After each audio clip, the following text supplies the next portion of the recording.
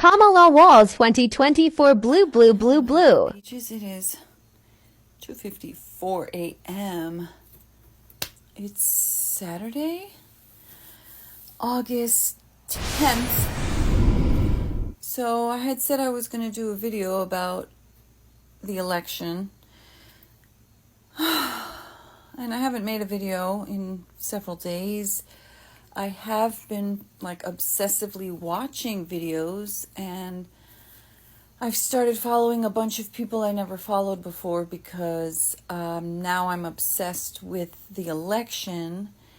And if there's any confusion or doubt, it's Kamala Walz 2024 all the way blue, blue, blue, blue, blue, vote blue, vote blue. All right, let me set this down.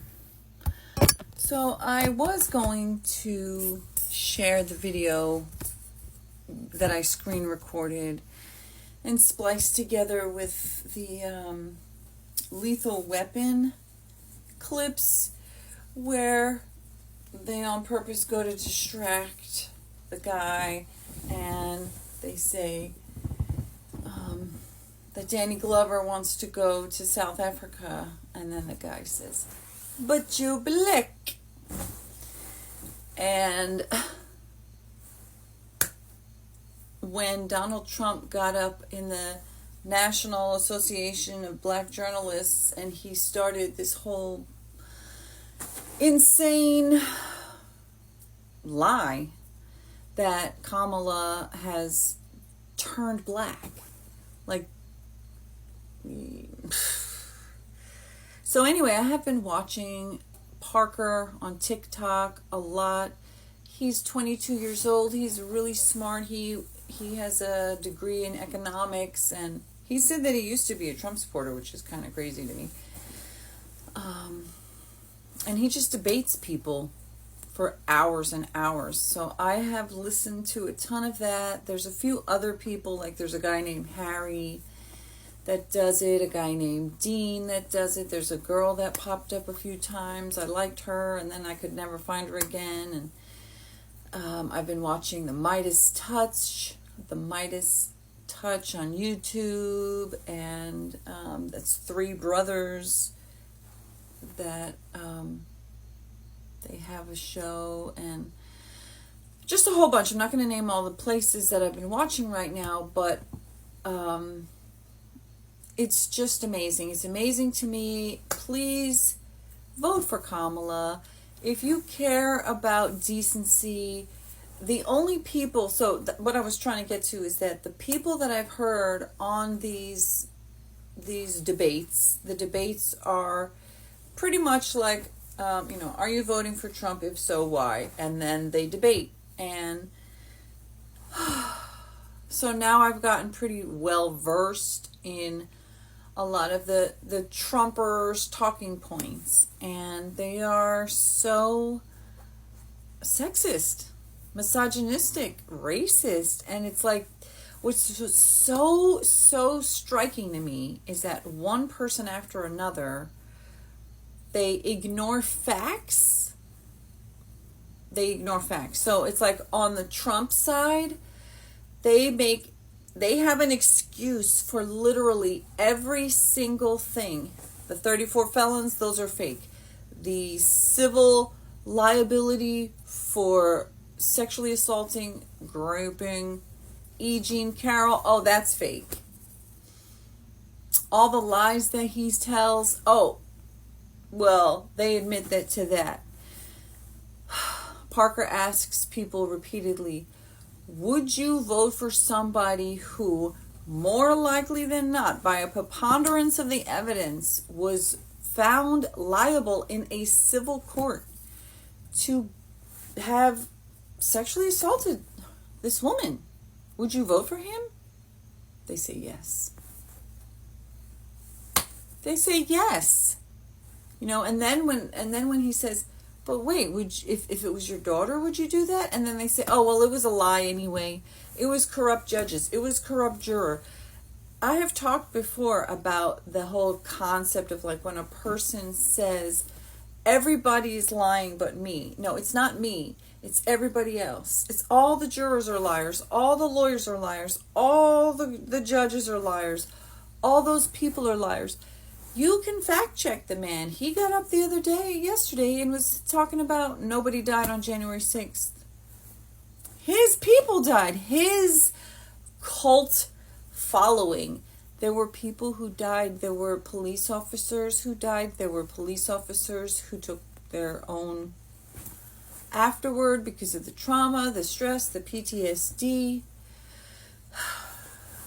It's just like, wow, dude, he's so evil.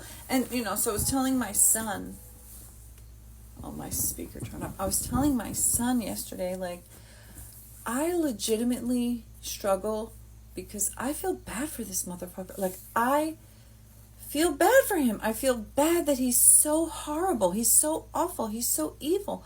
So I was like saying to my 15-year-old, it's like I'm suffering because I see him and I feel this like terrible feeling of like, ugh, I feel so bad for you. I mean, then he speaks for a minute and I'm like, oh, you're so evil. You need to go to prison.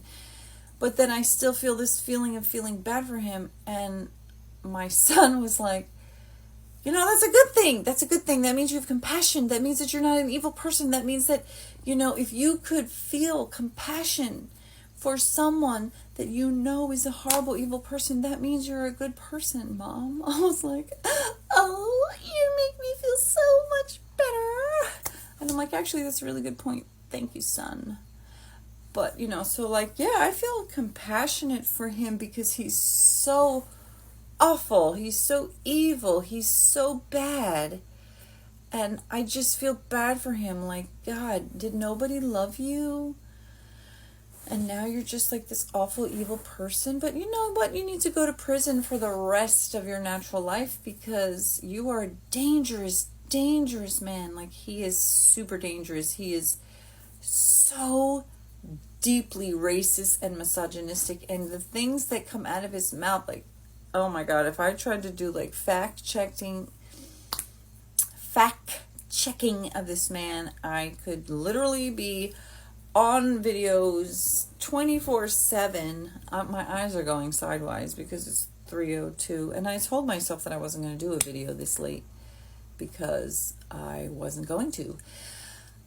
But I have been like, this has been bubbling under the surface, and it's just what just pains me is just how absolutely phony, like faker than these fucking eyelash filters that I only just put on this second. I don't know, can you even tell? But what's so crazy to me is that they being Trump supporters will literally make every excuse under the sun for this man to excuse away all his crimes, all his lies, all his bad things. And then when it comes to Kamala, they will make every excuse to bring her down. And they lie. They hear talking points and they do not fact check. And that's what's crazy is that I hear these people on these calls with Parker, like I said, and Harry and Dean, and they'll come up with a point, and then when they are confronted with the actual facts from a reputable source, they deny it. They say that the evidence is fake. First they say there's no evidence. Then when they are presented with evidence, they say the evidence is fake. Or they're presented with a video, they say the video is fake. Or they're presented with audio or an article. It's fake, it's fake, it's fake. Then those same people will turn around and talk about all these bullshit lies that have literally no proof about Kamala to talk about how bad she is. Or Walz. And they just spew lies and garbage that have absolutely nothing backing it up. But when they hear the actual facts backed up that prove that Trump is a liar and a crook, they deny it. And that is who we're up against. That's why we need blue rain, purple rain, Turn those red people purple. Instead of trying to turn the red blue, turn them purple. It's a lot easier. Vote for Kamala and Walt. So here's a clip of Parker. He said he's 22 years old. He's studied economics in university. He seems very intelligent. I don't agree with everything he says. I don't even agree with every debate tactic that he uses.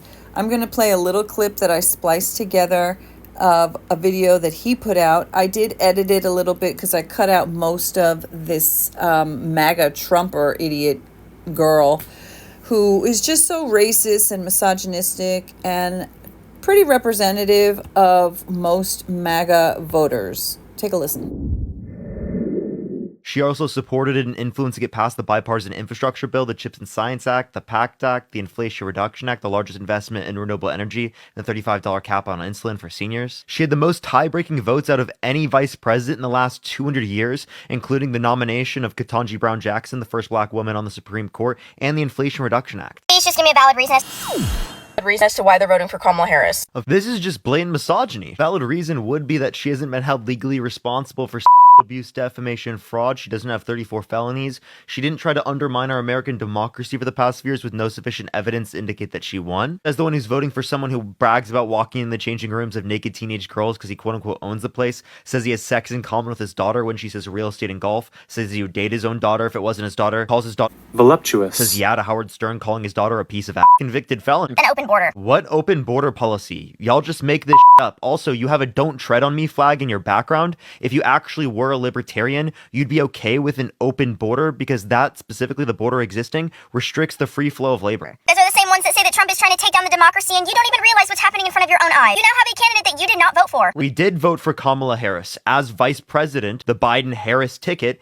if Biden steps down, Harris steps up. That's how it works. All you are is a puppet in their game. I thank you for your service of being a little social justice warrior for the past 4 years, but we don't want that anymore. Thank you for your service for being a MAGA droid, because you've got no evidence, no reason, no facts. All you've got is feeling. Please just give me a valid reason.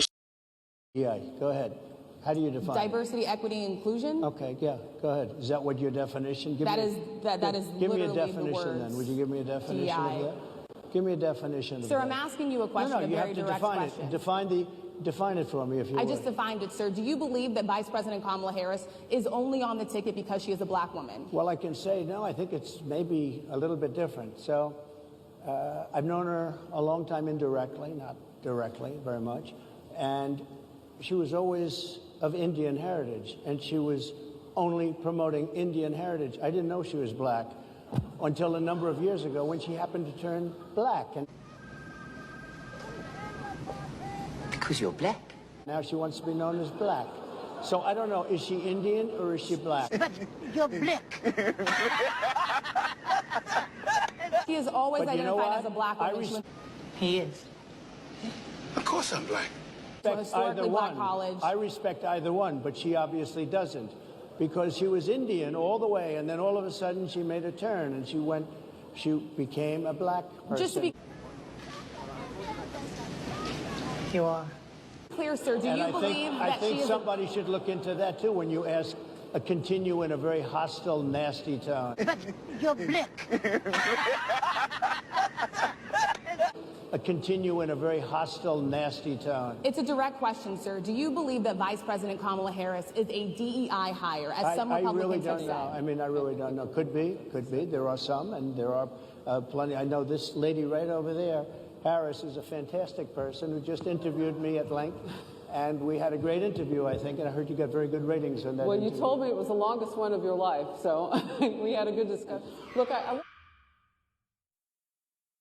Well, you see, this is such a bad time for him to go to South Africa. I mean, with all the trouble and everything, okay? Look, why don't you ask your friend to come back later in the week? We can sit down. No, he's here. He's here. He's here? Yeah, he's here now. Where? Alphonse! Alphonse!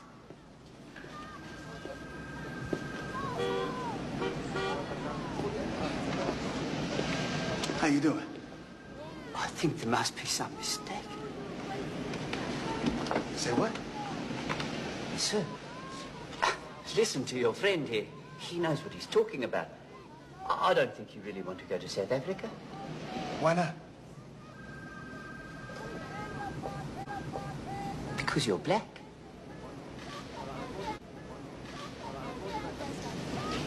You are. He is. Of course I'm black. That's why I want to go to South Africa. Okay. So, okay, look, the guy goes, but you're black. He's black. Started some shit with that. Out Donald Trump and Shady Vance as 24 kids in my graduating class, 12 were cousins, and he gets it all wrong. It's not about hate. It's not about collapsing in. The golden rule there is mind your own damn business. Their policies are what destroyed rural America. They've divided us. They're in our exam rooms. They're telling us what books to read. And I think what Kamala Harris knows is bringing people together around the shared values, strong public schools, strong labor unions that create the middle class, health care that's affordable and accessible. Republicans who were talking about freedom. It turns out now what they meant was the government should be free to invade your doctor's office. In Minnesota, we respect our neighbors and their personal choices that they make. Even if we wouldn't make the same choice for ourselves, there's a golden rule. Mind your own damn business.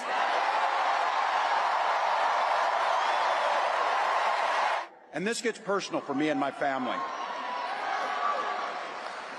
When my wife and I decided to have children, we spent years going through infertility treatments. And I remember praying every night for a call for good news. The pit in my stomach when the phone rang, and the agony when we heard that the treatments hadn't worked.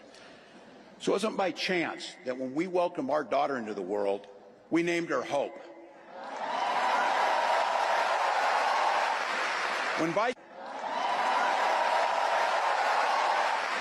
When Vice President and I talk about freedom, we mean the freedom to make your own health care decisions. And for our children to be free to go to school without worrying they'll be shot dead in their classrooms.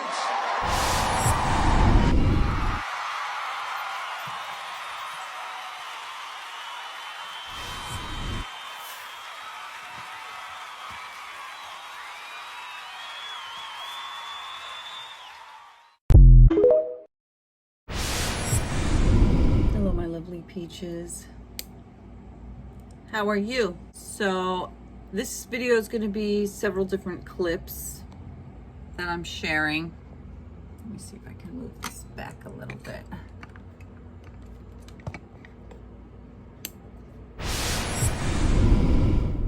So I recently came across the Meidas Touch YouTube channel. It's run by 3 brothers, and I am going to play a clip of one of their videos that I feel like it's so crucial, it's so important, and I really didn't want to re-record the whole video, so I'm chopping out parts so that I'm not like stealing their entire content. However, I feel that it's educational and it's super important. I'm going to link them in the description. I'm going to link this specific video in the description, and I am going to suggest that you go subscribe to them as well. And I'm going to take a sip of water. So I'm going to just play who are the brothers that have the YouTube channel called the Meidas Touch. Who are the brothers that have the YouTube channel the Meidas Touch? Hollywood Reporter. Ben, Brett, and Jordan Meiselas, the brothers behind anti-Trump super PAC Meidas Touch, talk post-election plans, expanding their media reach to counter Fox News, and why they've been so appealing to pragmatic progressives. What is Ben Meiselas' education? So he's a lawyer. Who are the brothers behind the Meidas Touch channel on YouTube? Media. One of the founders, Ben Meiselas, is an attorney who represented former NFL player Colin Kaepernick. Brett Meiselas is an Emmy-winning video editor who worked for The Ellen DeGeneres Show. Jordan Meiselas is a marketing supervisor living in Brooklyn, New York. And the 3 of them together combined to make an amazing YouTube channel.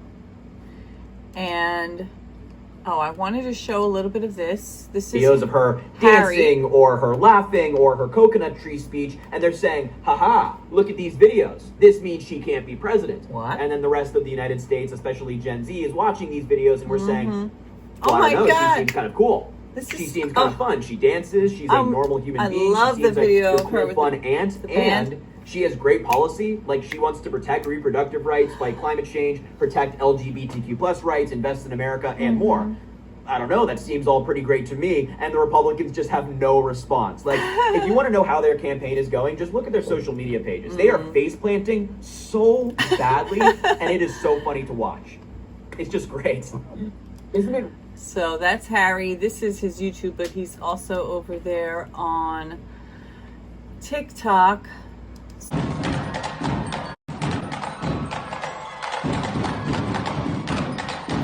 So as a Gen X, I still find this cool and amazing. I love joy. I love dancing. I love inclusion. I love a modern, upbeat, happy person. Yes, yes, yes. Vote blue, blue, blue, blue. And I love a supportive husband. There's her husband, the second gentleman, M. Hoff, dancing in the back. Yeah. And we're going to joyfully dance our way into the White House. Woo! Okay, let's learn a little bit about the differences between criminal court and civil court.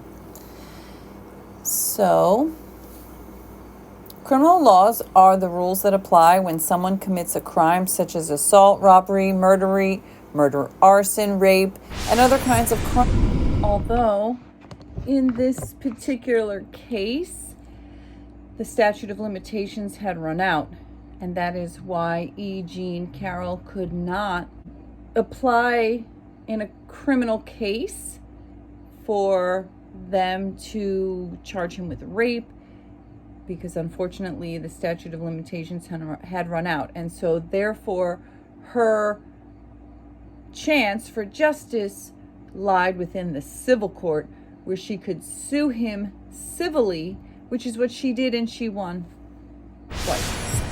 And other kinds of crimes. Civil law refers to almost all other disputes. These are the rules that apply when one person sues another, a business. Okay, scrolling. In criminal court, the government files a case against someone for committing a crime.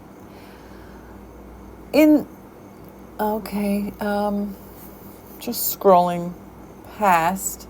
Civil court cases can be about money, debt, property, housing, injuries, and marriage, children, divorce. So, to win, you must prove your civil case by a preponderance of the evidence, which is different than a criminal case where it has to be beyond a reasonable doubt. Evidentiary standards, burdens of proof in legal proceedings. So it's important to adhere to the rules. Civil cases must meet the burden of evidence, and to show a particular fact was more likely than not to have occurred. So there is a school of 51% rule of thumb. In some civil cases, the standard of proof is elevated to a higher standard called clear and convincing evidence. Beyond a reasonable doubt is what's considered the norm in criminal cases. Was Donald Trump ordered to pay $93 million against E. Jean Carroll for having raped her? Well, first they did find him liable for sexual abuse, and he had to pay $5 million. But then he went and lied about it, so she sued him, and she won $83 million, and he put $91 million as a bond so he could appeal. So he posted $91 million bond to cover the defamation verdict on March 8th. Former U.S. President Donald Trump on Friday posted a $91.6 million bond in the defamation case. Former U.S. President Donald Trump on Friday posted a $91.6 million bond in the defamation case he recently lost to writer E. Jean Carroll and appealed the ruling. I don't even know who this woman is. I have no idea who she is, where she came from. However, that was a lie. Trump mistook rape accuser E. Jean Carroll for his ex-wife Marla Maples in a deposition where he was shown her photograph. He also had said that he wouldn't have raped her because she wasn't his type, but he mistook her for his ex-wife. And here's a photo of them together.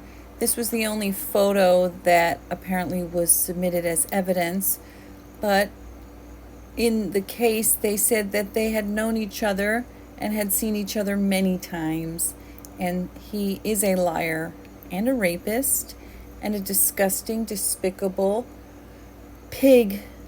He is a crook. He is a terrible, terrible man. It would cover Carroll's $83.3 million judgment if Trump were to lose his appeal of the January verdict and refuse to pay. The posting of a bond also means that Carroll, who was 80, wouldn't collect on the judgment during the appeals process, which could take years. It's the most ridiculous, disgusting story. It was just made up. She sued him for calling her a liar after she accused him of raping her decades ago in a Bergdorf Goodman department store dressing room in Manhattan. A jury ruled in her favor. Trump faced a Monday deadline to obtain the bond or set aside cash for the judgment after the trial judge refused his bid for a temporary reprieve. On Friday, the judge gave Carroll and her lawyers until Monday to register any objections to the bond. Lawyers for Trump and Carroll did not immediately respond to requests for comment. Trump is the Republican candidate for this November's presidential election and faces an expected rematch against Democratic incumbent Joe Biden, who beat him in 2020. So let me see. I'm going to just pull up the Meidas Touch. And I'm super impressed with them. And they put out a lot of videos. They put out videos, long videos, and then they chop them up. And that's the video that I'm chopping up a bit to show you how much of a disgusting sexual assaulter he has been found liable and ordered to pay $93 million. So I'm going to show some of the video, and I want to give credit to them, subscribe to them. They are growing almost 3 million. So I want to encourage everybody to go over to them, and I thank them so much for all their hard work and everything that they are doing. So thank you. Is he sniffs the chairs of people who he interviews, sniffs the chairs of girls and ladies, and sniffs the chairs of men, men he looks up to, like alpha men. He'll sniff their chairs. He talked about, I think, sniffing his sister's underwear. I mean, real sick stuff. This is who, and Donald Trump in the interview said, "You're very well respected. You're a very well respected person." Adin Ross gifted Donald Trump the Cybertruck and gave Donald Trump a Rolex as well as part of this whole bizarre interview. But I'm bringing this up right now and making the connections here because one of the people Adin Ross is very close to is someone named Andrew Tate. One of the videos of Adin Ross that went viral was Adin Ross sniffing the chair during an interview with Andrew Tate that Andrew Tate sat on because he wanted to smell Andrew Tate's butt. I mean, and it's gross. But interestingly, if there's anything interesting about that, Adin Ross's live stream helped actually tip off authorities in Romania about the whereabouts of Andrew Tate, who was then arrested on sex trafficking and rape allegations in Romania. And it was a result of, here, I'll just read from you what NBC News says. A live streamer may have triggered Romanian police to detain influencer Andrew Tate and serve him with a UK arrest warrant. A law firm representing 4 of Tate's UK accusers told NBC News that a live stream from fellow influencer Adin Ross prompted authorities to intervene on suspicion that Tate was planning to flee Romania before standing trial there on rape and human trafficking charges. Adin Ross close to Andrew Tate, now very close to Donald Trump and Donald Trump's kids. It's yet another example, though, of Donald Trump's, I think really kind of dangerous connections here. And I think it does open the Pandora's box into Donald Trump's past, Donald Trump's history as well. And why is he always with these types of people over and over again? Well, you know this. Let's talk about facts. And we know Donald Trump was found liable for sexual assault by a jury. He's found liable for sexual assault. During the trial, Donald Trump fled to Scotland and Ireland. He claimed he was going to return to confront the victim, but never did so. Let me just show you when Donald Trump fled during the trial and he claimed he was going to return. I want to go through the facts with you right now. Play the clip. I have to leave Ireland and I have to leave Scotland, where I have great properties. I have to leave early. I don't have to, but I choose to. Will you attend the trial, Mr. President? I'll probably attend, and I think it's a disgrace. It's a disgrace that it's allowed to happen. It's called false accusations against a rich guy, or in my case, against a famous, rich, and political person that's leading the polls by 40 points. And I have to go back for a woman that made a false accusation about me, and I have a judge who's extremely hostile. And I'm going to go back and I'm going to confront this one. This woman is a disgrace, and it shouldn't be allowed to happen in our country. So Donald Trump was found liable for sexual assault. Right. Next, Donald Trump is on an audio recording bragging about sexually assaulting women. And he says, when you're rich and famous, they let you do it and you get away with it. Donald Trump was deposed in connection with the lawsuit where he was sued and found liable for sexual assault. And he was asked about that. And in Donald Trump's own words, he said that unfortunately or fortunately, he said that's true. Let me just show you what he said. Play the clip. And you say, and again, this has become very famous in this video, I just start kissing them. It's like a magnet, just kiss. I don't even wait. And when you're a star, they let you do it. You can do anything. Grab them by the pussy. You can do anything. That's what you said, correct? Well, historically, that's true with stars. It's true with stars that they can grab women by the pussy? Well, that's what it's, if you look over the last million years, I guess that's been largely true. Not always, but largely true. Unfortunately or fortunately. And you consider yourself to be a star? I think you can say that, yeah. So are you as disgusted as I am? This is an actual screenshot of the moment right where he's saying, I think you could say that, yeah, he is gleeful. He does think he's a star, and he thinks being a star means you can sexually assault women, and that's disgusting, as well as criminal. And it's criminal to me that many people would actually vote for a rapist and openly admit that. And it's mind-boggling. And then there was a story from The Guardian that's written about this yacht trip that Donald Trump took in the early 1990s as part of what's called his Look of the Year competition. This was a competition involving girls as young as 14 years old and some younger. Here are the girls right here. You see the girls there that were in this competition that was hosted by Donald Trump. And what the article from The Guardian goes on to say is that on this yacht trip with Donald Trump and all of these other men who were old enough to be these 14-year-old girls' grandparents, that the older men would grind on the 14-year-old girls. And it was a horrific and disgusting incident. Donald Trump recently reposted an image of him with the girls on his social media platform as part of which is part of that story that The Guardian covered. Now, I don't know why he reposted. I mean, it's sick and disgusting, and corporate media refuses to cover it. We don't refuse to cover it here on the Meidas Touch network.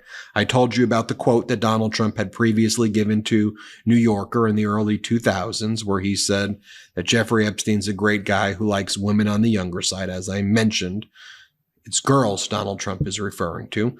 In fact, We have the flight logs from Epstein. You see Donald Trump's name all throughout the flight logs.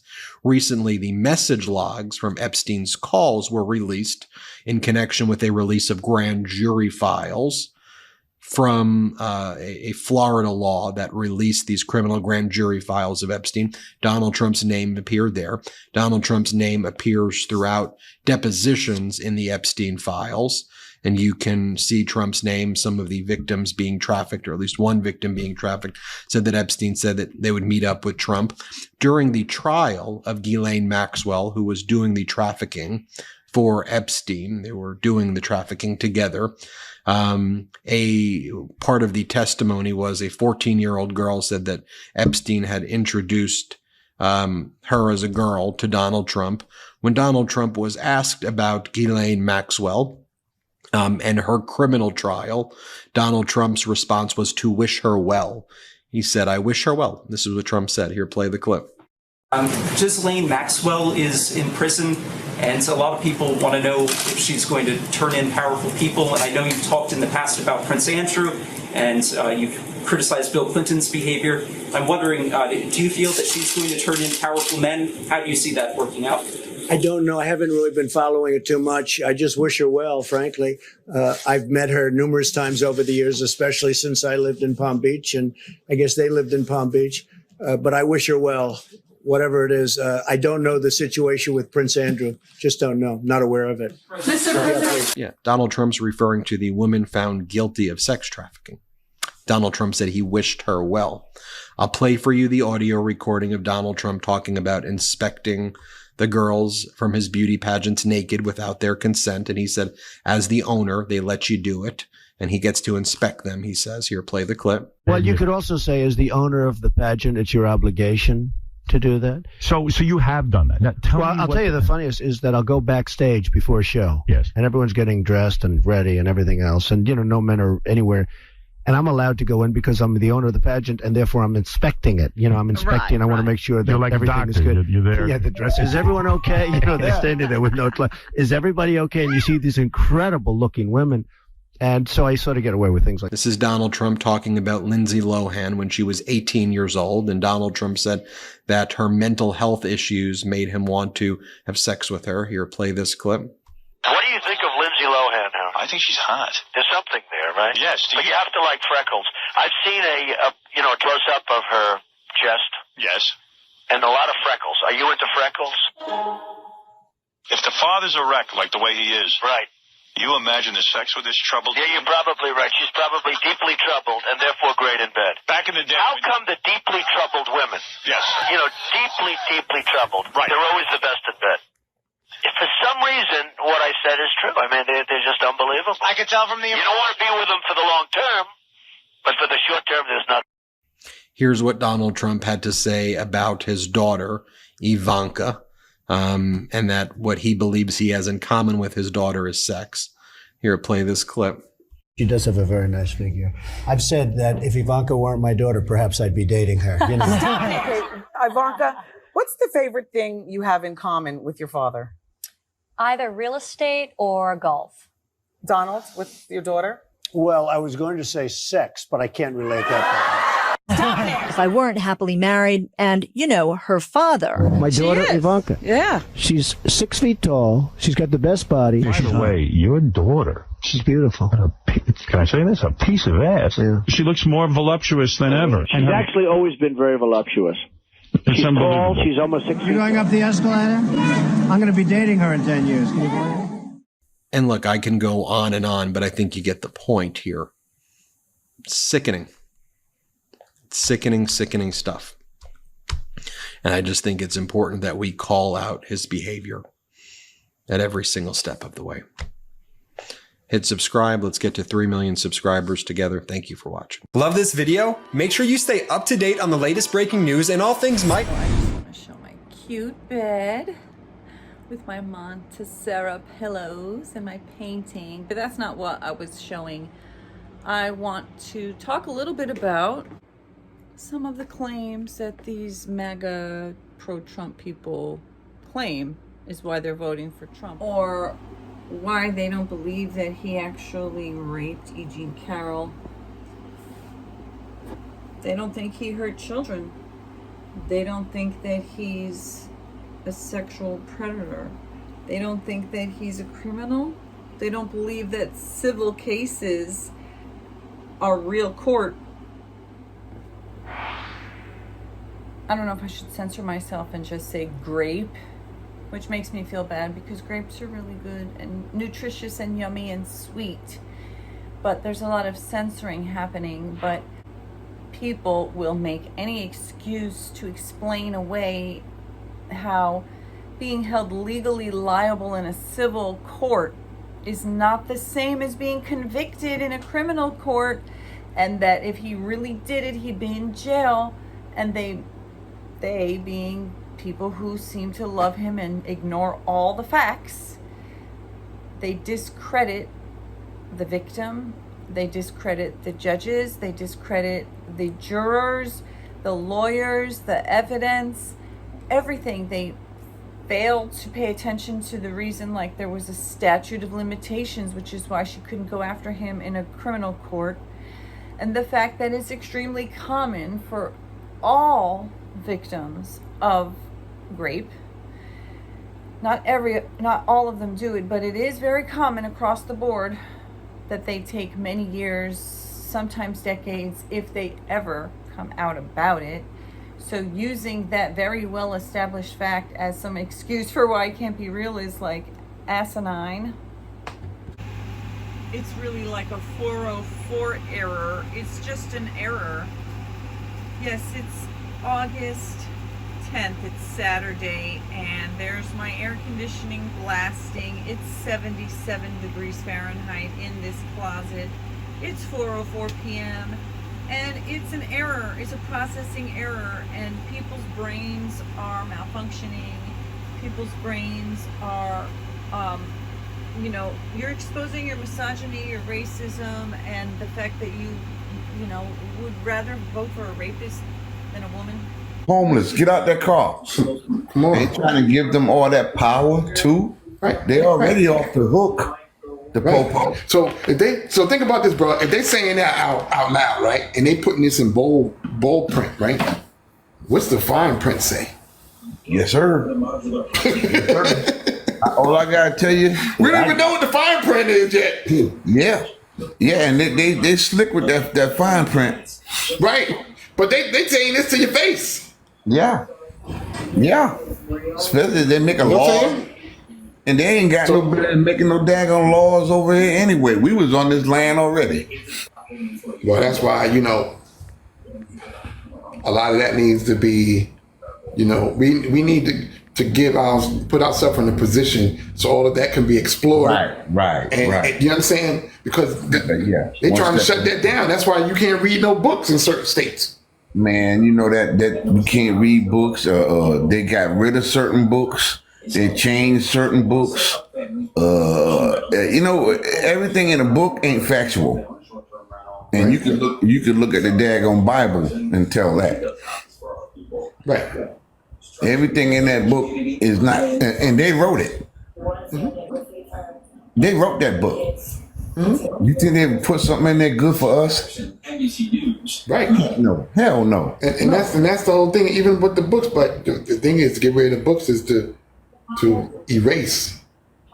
Erase what was. Yes, sir. And then they're going to tell their story. Well, history is really going to be his story. Yeah. Yes, sir. Yeah. Not our story. Yeah, man. That was the whole plot, man. The Dark Ages. The Dark Ages. Right. Nobody couldn't read it. Why would somebody want to go back there is the question. That's the question I'm having, So I want to say, listen, I appreciate you. And thank you for being my fourth caller. And thank you for, being the man that you are and supporting, our freedom. Yeah, I wish you well with your page. I got thank you, brother. One more thing I want to ask you. Sure. What do you think? Because they're about to pull something. What do you think they're going to pull? Because they're going to try to derail this whole situation. Oh, yeah, for sure. What do you think they're going to try to pull? Yeah, I'm not sure, but I think, I'm glad we have the people, Listen, sometimes I wish the Democrats were a little bit more reactive. Yeah. So I'm going to actually jump in and say, not in any way to defend Donald Trump of all things, but the more I listen to it, the more I think he said she's so fucking bad. I think she said she's going to be better. She's so bad. She's so fucking bad. So maybe he said she's a fucking bitch. But I kind of think he said she's so fucking bad. But, as I've already stated, the other thing is that he said her name correctly. He says Kamala. Now we have Kamala. He knows how to say her name correctly. Yesterday, I heard him in his, I think it was in Montana, specifically saying he knows how to say her name. He's saying it wrong for disrespect. And then he said, I don't care how it's pronounced, whatever. That is racism. It's racism when you don't care to learn how to say somebody's name, or xenophobia. It's hateful. And when you know how to say their name, and you know that you know how to say their name, and you know that you're on purpose mispronouncing it, that is racism and hate. That's hate speech. So he talked about how his dictator friends don't like this gang. God love dreamingpeach.com. Defending Trump because I find him reprehensible. But I also don't like lying, and I don't like spreading misinformation or disinformation, even against somebody who I believe should be in prison and will be in prison. And I just want to say that this video has been put out there. I ran it through TikTok. At first I thought that I definitely heard him saying she's a fucking bitch, but then I listened to it several more times, and what I actually think that he said, and what TikTok auto-generated captions as well generated, which is, you'll see mine that I just generated here are purple with white, and it sounds like he's not saying she's such a fucking bitch, but that he said she's so bad, she's so fucking bad. And again, he is a horrible, racist, misogynistic pig. So I'm not saying that anything about him is okay or acceptable. I'm just saying, in this particular instance, I actually think he did say she's so fucking bad and not a bitch.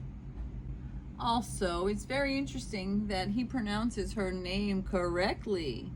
He says Kamala. He knows how to say her name. He's been knowing how to say her name.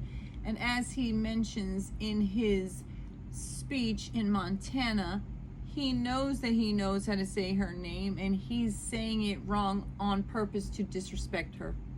And that's racist as well, and misogynistic. Yeah, he just quit, he's quitting the race. Is that right? Yep, I got him out of the race. And that means we have Kamala. I think she's going to be better. She's so bad. She's so pathetic. It's so amazing. It's just so fucking bad. So I just can't imagine. But can you imagine that guy dealing with Putin and the president of China, who's a fierce person? He's a fierce man, a very tough guy. And they see him, they can't. But they just announced he's probably quitting. Sure. That guy, he just quit.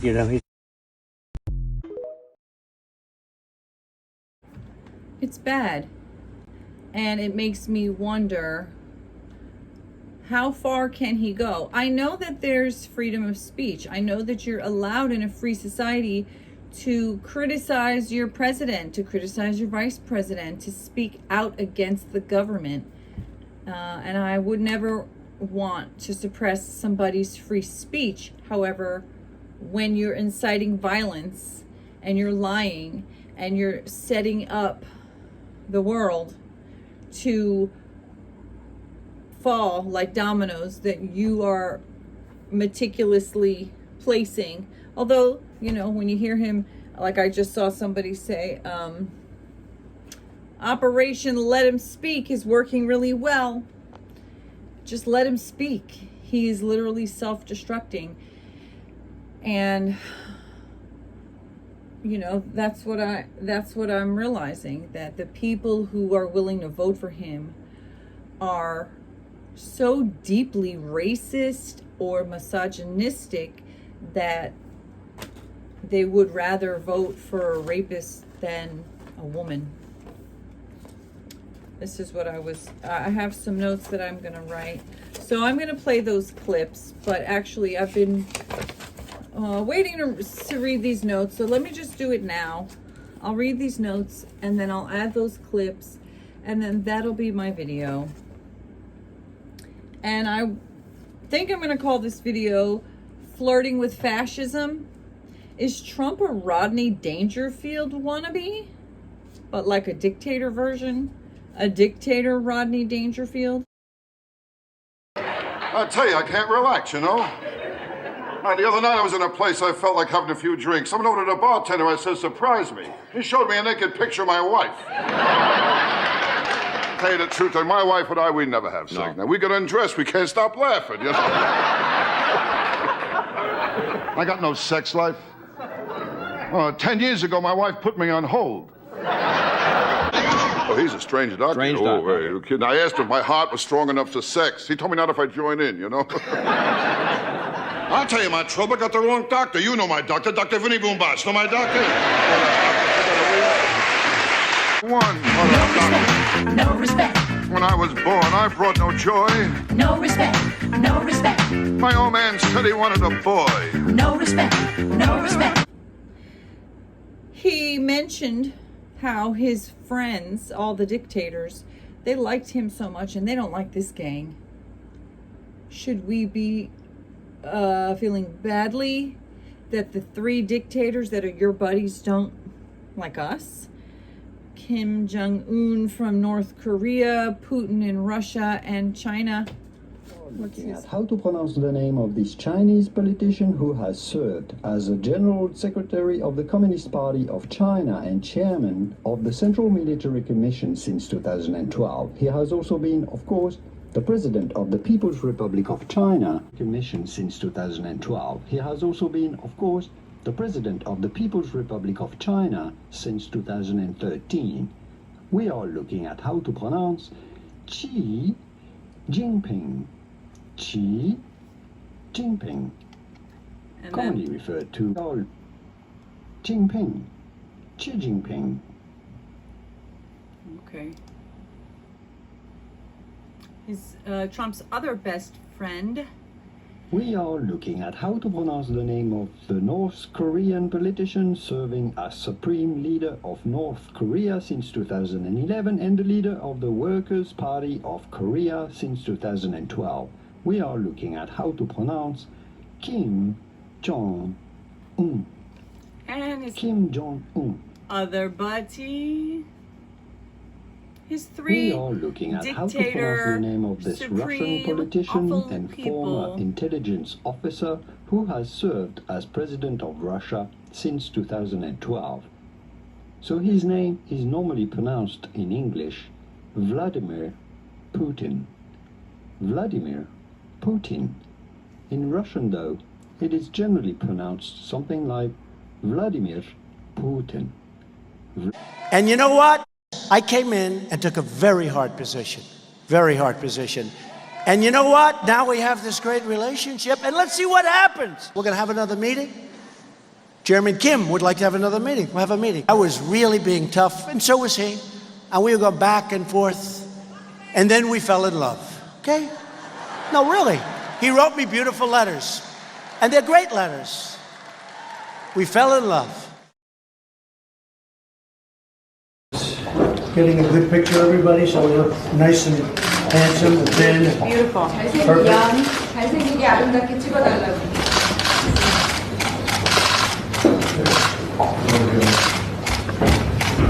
Thank you very much. Please. Trump was the first to arrive, walking slowly toward North Korea in the no man's land of the demilitarized zone, or DMZ. Then Kim Jong-un emerged, walking faster to catch up. The 2 leaders shook hands, Trump on South Korean soil, Kim Jong-un in the north. Good to see you again. I've never expected to meet you at this place. Do you feel, Excellency, take a step forward? You will be the first U.S. president to cross the border. They were separated only by a narrow concrete strip, the demarcation line between the two Koreas. President Trump asked and was invited to cross. I asked him, I said, would you like me to come across the line? He said, I would be honored to do that. I would be honored. Now, I didn't know really what he was going to say, but it was my honor to do it. The first sitting American president to set foot on North Korean soil. Kim Jong-un then stepped over the line into South Korea. It was chaotic. That President Trump wanted to do this had been circulating for weeks. But the details clearly only came together in the last minute. Security, camera crews, North Korean television got in each other's way. But real history is often messy. We came over and I said, hey, I'm over here. I want to call Chairman Kim. And we got to meet, and stepping across that line was a great honor. A lot of progress has been made. A lot of friendships have been made, and this has been in particular a great friendship. Then the North Korean leader, President Trump, and his advisors and family members went in for extended talks. And I want to thank Chairman Kim for something else. When I put out the social media notification, if he didn't show up, the press was going to make me look very bad. So you made us both look good, and I appreciate it. But we've developed a great relationship. The demilitarized zone is one of the most unique and tense places on Earth. 160 miles. And he didn't do it. Everyone said, oh, he said this and he said that. He's just, they give him something to read off. He read it very badly because he actually said it the opposite. Then he had to go back and correct himself. He said the opposite. He should have brought this up at the debate. If he had a problem, of course there'll be a peaceful transfer. And there was last time, and there'll be a peaceful transfer. I just hope we're going to have honest elections. That's all. Okay?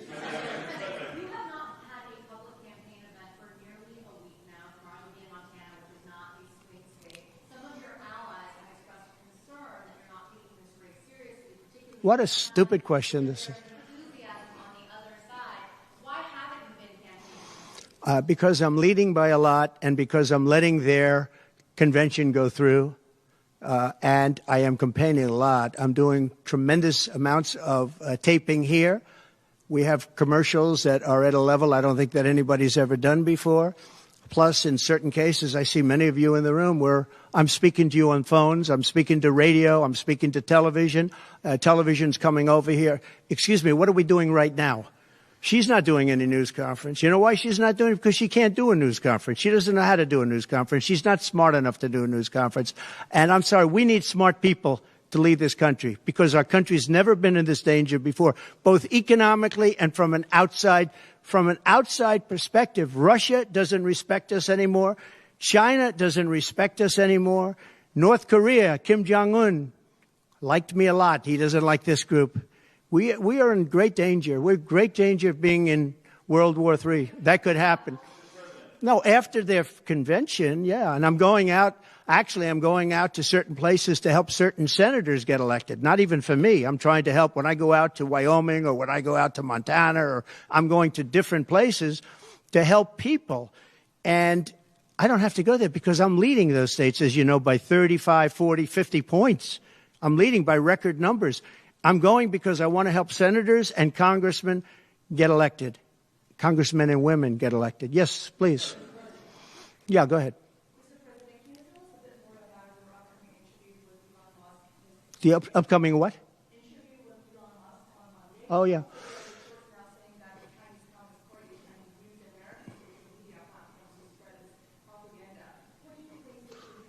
Yeah, the Elon Musk. So, yeah, sure. So Elon called me. As you know, he endorsed me full-throated. Great endorsement. I respect Elon a lot. He respects me. And not easy for him to endorse, to be honest with you. You know, it takes courage to endorse people. Many people have courage and many people don't. He does have courage. And Elon endorsed me, and he asked me whether or not I'd do a show on Monday, and I think it's going to be Monday night. And I believe he's the host of the show. So it'll be very interesting. A lot of people are talking about it. I look forward to it. That'll be done on Monday night.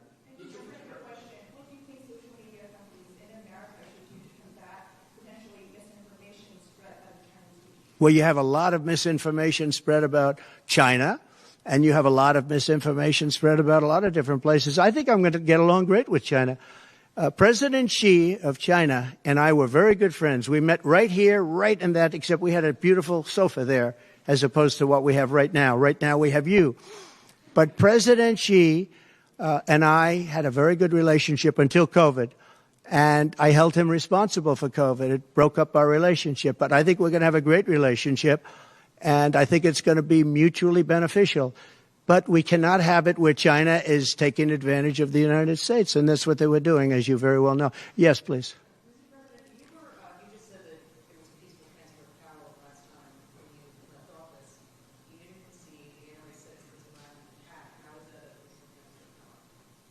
What's your question?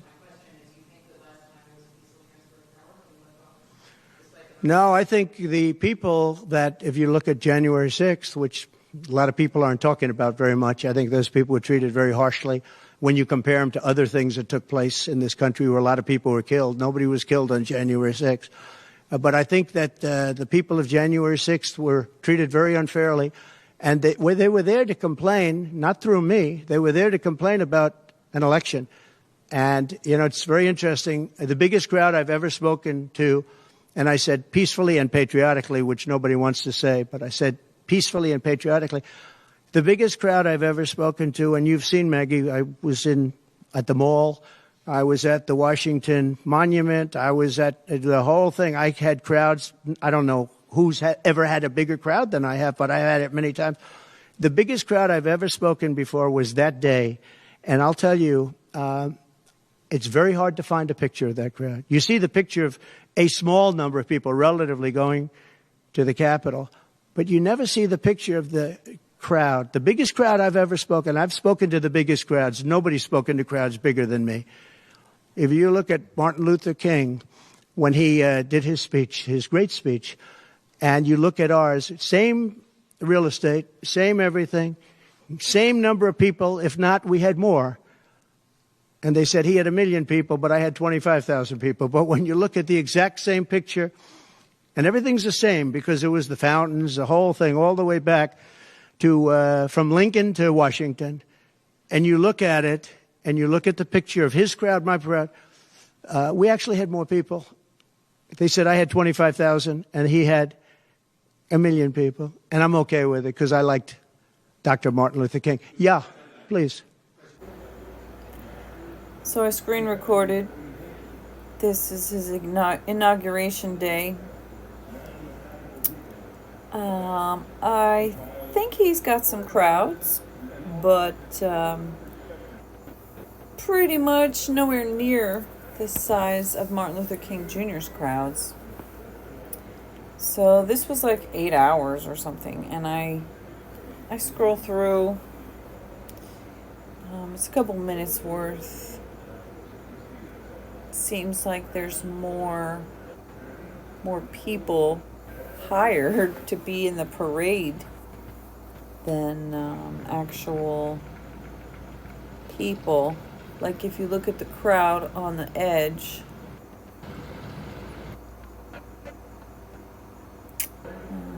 it's not that many people deep. So looks like they hired a lot of band people, and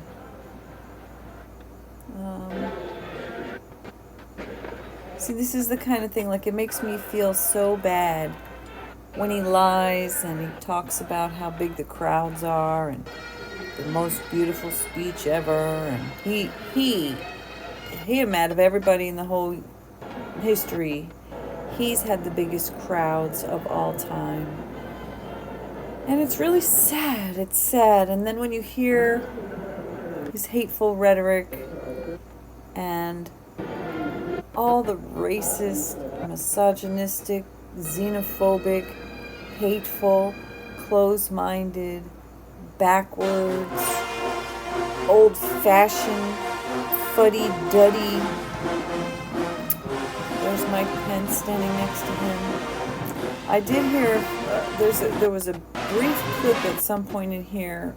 I didn't play it, but you could see it on the screen.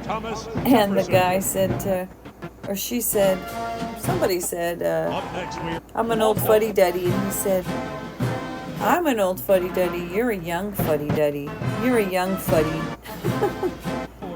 But there's Ivanka and Melania looking really not happy. I think I scroll back. Let's see if we can check them out again. Where are they now? Wonder what they're thinking about. They probably don't give two fucks because they've got a lot of money. Billions of boku bucks they've got stolen. Ladies and gentlemen, you are in for a great performance over the Constitution. Irrespective of the indictment, I want the American people to know that I had no. Irrespective of the indictment, I want the American people to know that irrespective of the indictment, I want the American people to know that I had no right to overturn the election. And then on that day, President Trump asked me to put him over the Constitution, but I chose the Constitution, and I always will. I mean, I really do believe that anyone who puts themselves over the Constitution should never be President of the United States. And anyone who asks someone else to put themselves over the Constitution should never be President of the United States again. Former Vice President Mike Pence joins us in person in studio. Good morning to you and happy St. Patrick's Day. Good morning, Margaret. Good to be with you. There's a lot to get to with you today, but I want to begin with some remarks Mr. Trump made yesterday at a rally in Ohio. He walked onto the stage to a song recorded by a choir of prisoners facing charges for their role in the violence of January the 6th. Take a listen. You see the spirit from the hostages, and that's what they are, as hostages. They've been treated terribly. Hostages, and that's what they are, as hostages. They've been treated terribly and very unfairly, and you know that, and everybody knows that. And we're going to be working on that soon as the first day we get into office. We're going to save our country, and we're going to work with the people to treat those unbelievable patriots, and they were unbelievable patriots and are. I know in the past you've said Mr. Trump's reckless words endangered you and your family on that day.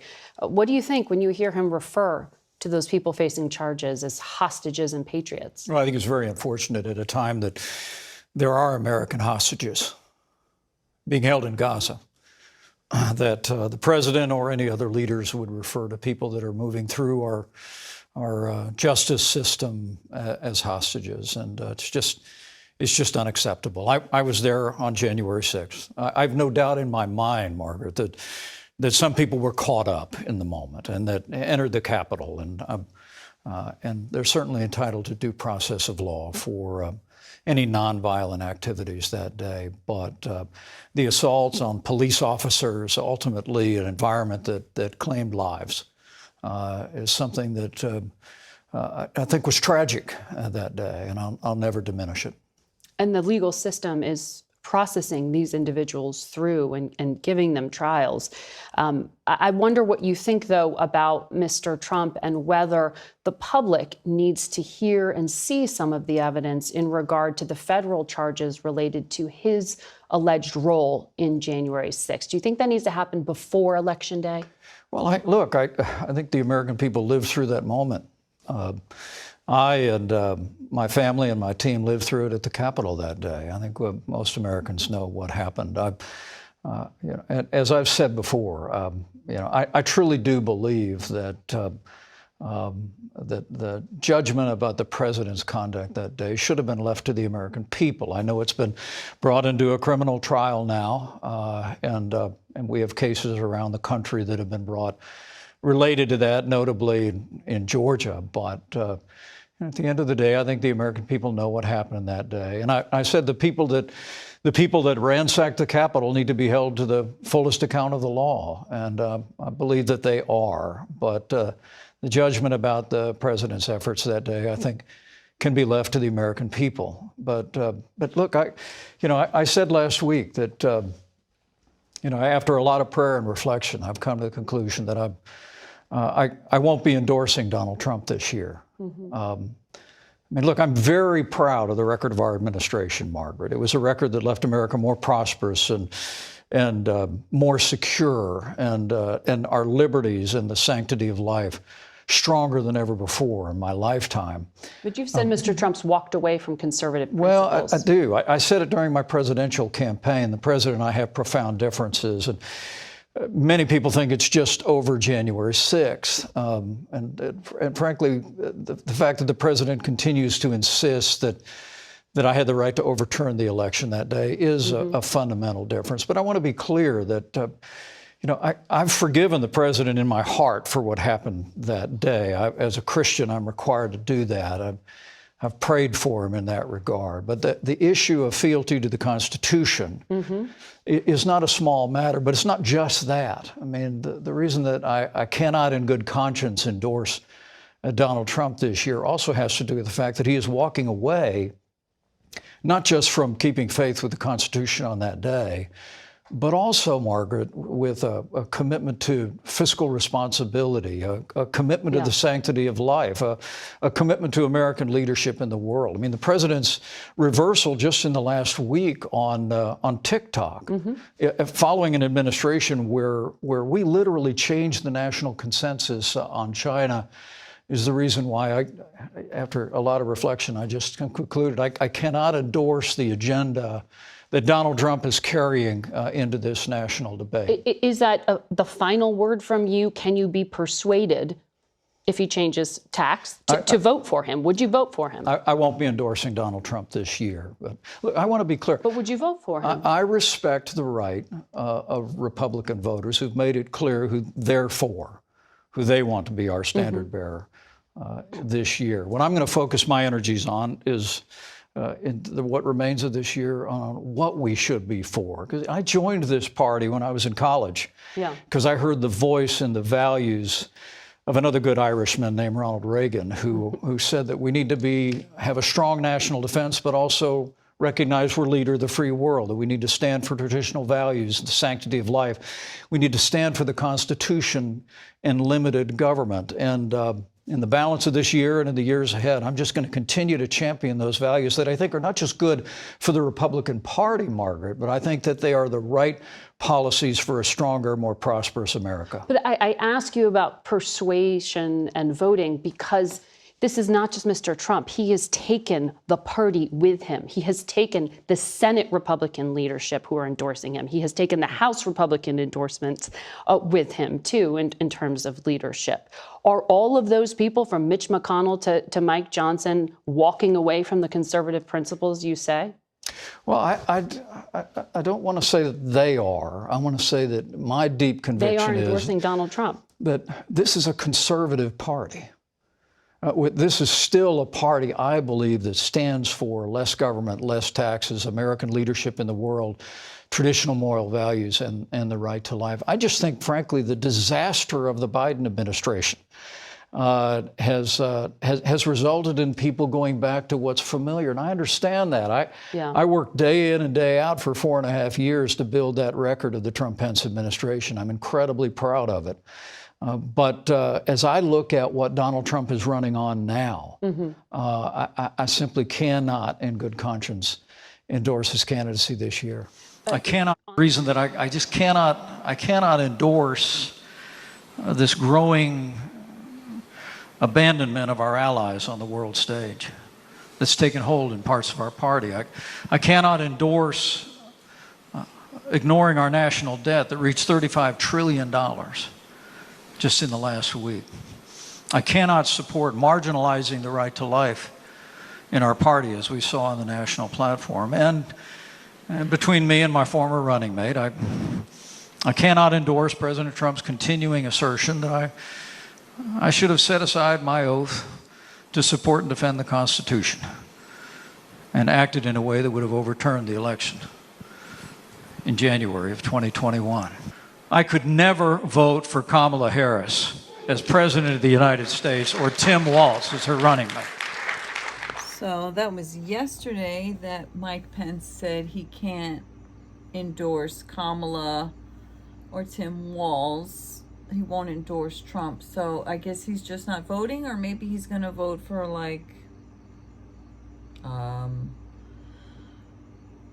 Robert Kennedy Jr. I don't know. Maybe he just won't vote.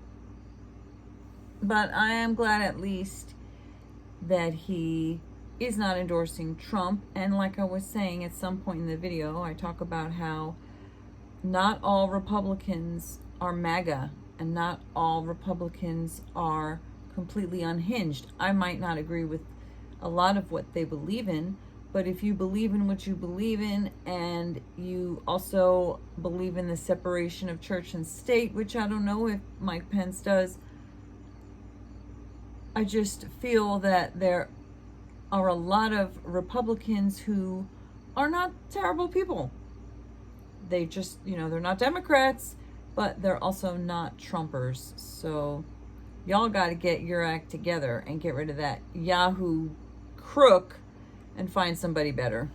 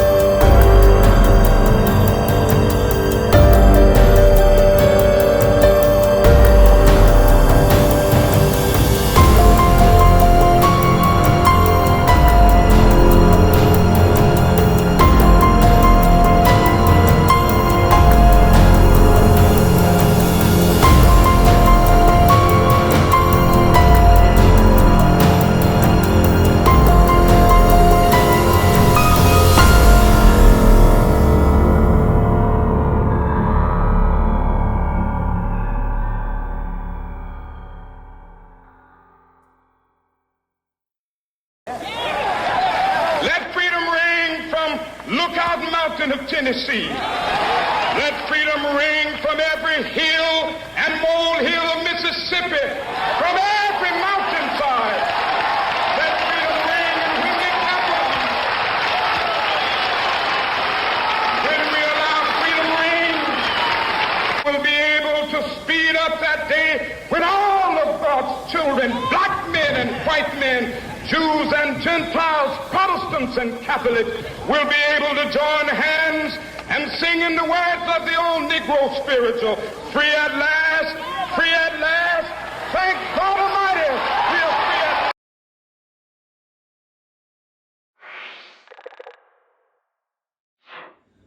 Oh, I better wipe the tears. Wow, that is so moving. So touching, so true.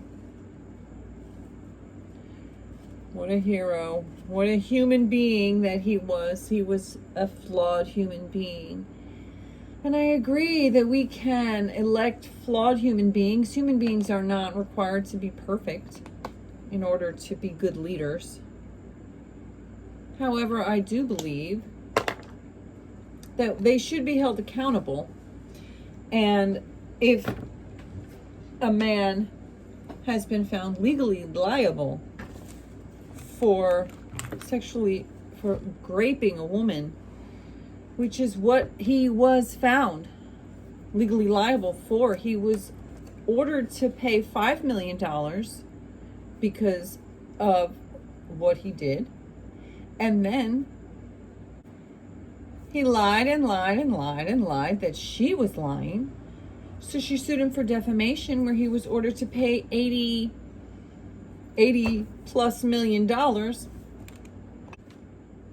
So I consider that to be pretty serious, a pretty serious offense, what he did. He sexually assaulted her.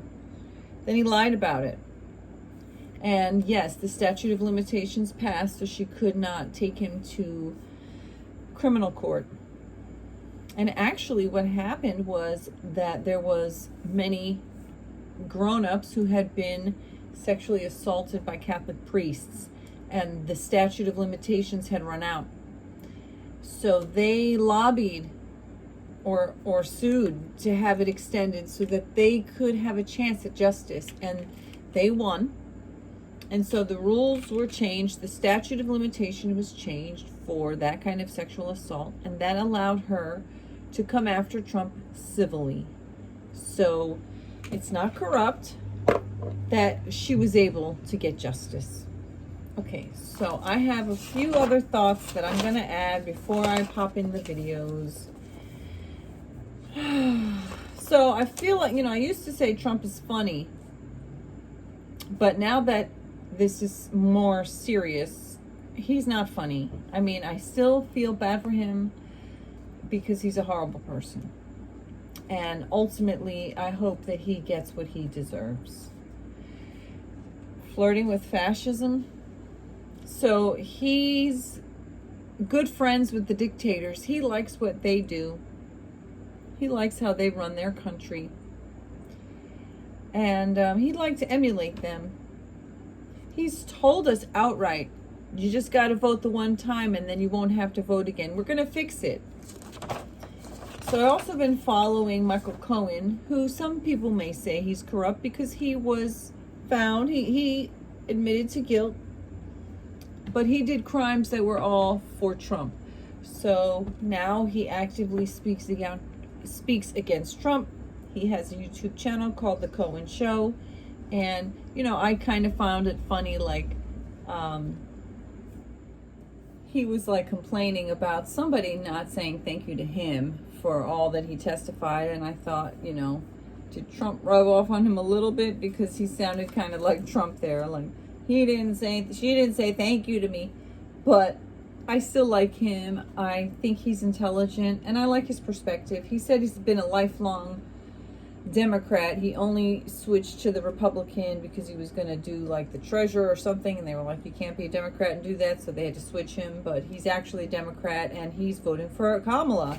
But one thing that he said is anytime you see Trump doing the accordion hands, that's a tell that he's lying. He said it's a body language, it's a little glitch, a little thing that he noticed.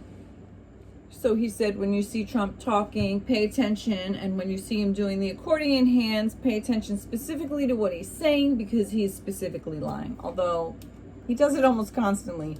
And also people have said, what seems to be true to me from my own observation is that he can't get through one sentence without lying. So I just want to read some other notes. Trump seems to be setting up a bid to be able to complain that Kamala is unconstitutionally nominated. So he's already said something like that a few times. He's talked about how, basically she shouldn't even be allowed to be running, even though if he knew 101 government, the vice president steps up when the president steps down. So everybody in her party, pretty much, I'm sure there's some people who don't want to vote for her, but she's got the party's support. She got my vote when I voted for her to put her in the vice president seat. And this, before he even stepped down, I was like, why the hell are they not putting Kamala out there? This makes no sense. Kamala should be the candidate. It just doesn't make any sense to me. So when he stepped down and she stepped up, I was like, oh, good. You're doing what you're supposed to do. That was what I had already been saying. So the light's on now, and that's how I feel. So back to his potential, like being a dictator. Did I mention how he said her name correctly? Yes, I did. Okay. So, and then I talked about civil court versus criminal court. And we're going to talk a little bit about that and how taking a stance that if something was found legally liable in a civil case, it's not real, is really insane. And we don't say he was found guilty because in civil court, it's liable or not liable. where in criminal it's guilty or not guilty. So he's guilty, but that's not the terminology that they use in civil court. However, he was found liable and he was ordered to pay millions, $5 million for the civil court that he actually raped her, and then $83 million for defaming her by saying she was a liar. That's a lot of money. That's a lot of grievance, okay? Then people wanted to complain and say that they saw E. Jean Carroll laughing in some quick video clip as she's coming out from the hearing where she won. If you had been raped and you were traumatized for decades and you fought in court finally and you finally won, wouldn't you be happy too? And that leads me to the next thing. That joy is under attack now. I actually saw a reporter, if you could call it that. I saw a MAGA cultist saying there's no reason for joy. There's nothing to be joyful about. And joy is not on the ticket, according to her. And the absurdity, it's like, do you not see how insane you are and that you are literally a joy stealer? And that's what you want to argue? We don't have a right to be joyful? How dare you be joyful? How dare you laugh? Tim Walz laughs. Kamala Harris laughs. They must be incompetent. The idea that you're incompetent because you're joyful is insane, because did you know that it's a lot harder to be able to be intelligent, be effective, do a great job, and rise above all the bullshit and the misery and the black cloud and the fear-mongering and the hatred and the racism and the systemic racism and the misogyny, the systemic misogyny, and to be able to still find the joy in life. That takes a lot more skill, a lot more ability than hating people. And here we go. Othering people. Hold on, I'm gonna go through it. Where did I have that note? I should just follow them. So, people who will vote for Trump, you will pick a rapist over a woman, and you don't consider yourself misogynistic or sexist. You will literally you will vote into the highest office of government an actual convicted rapist over a woman. A woman who is extremely qualified. She has so many qualifications underneath her experience, and they try to claim that because of the color of her skin or because of some genitals, she's not qualified. They say she popped up out of nowhere. She's the literal vice president of the United States of America. Have you been living under a rock? What do you mean? Maybe you popped up out of nowhere. Maybe you don't know a goddamn thing about what's happening and what's real and what's actually the way to be moving forward to progress. The fact that progress is considered something bad, when people say he's too progressive, she's too progressive, that's bad. How is it bad to want progress? So you would pick a rapist over a woman. You would pick a racist over a person of color. What does that tell you?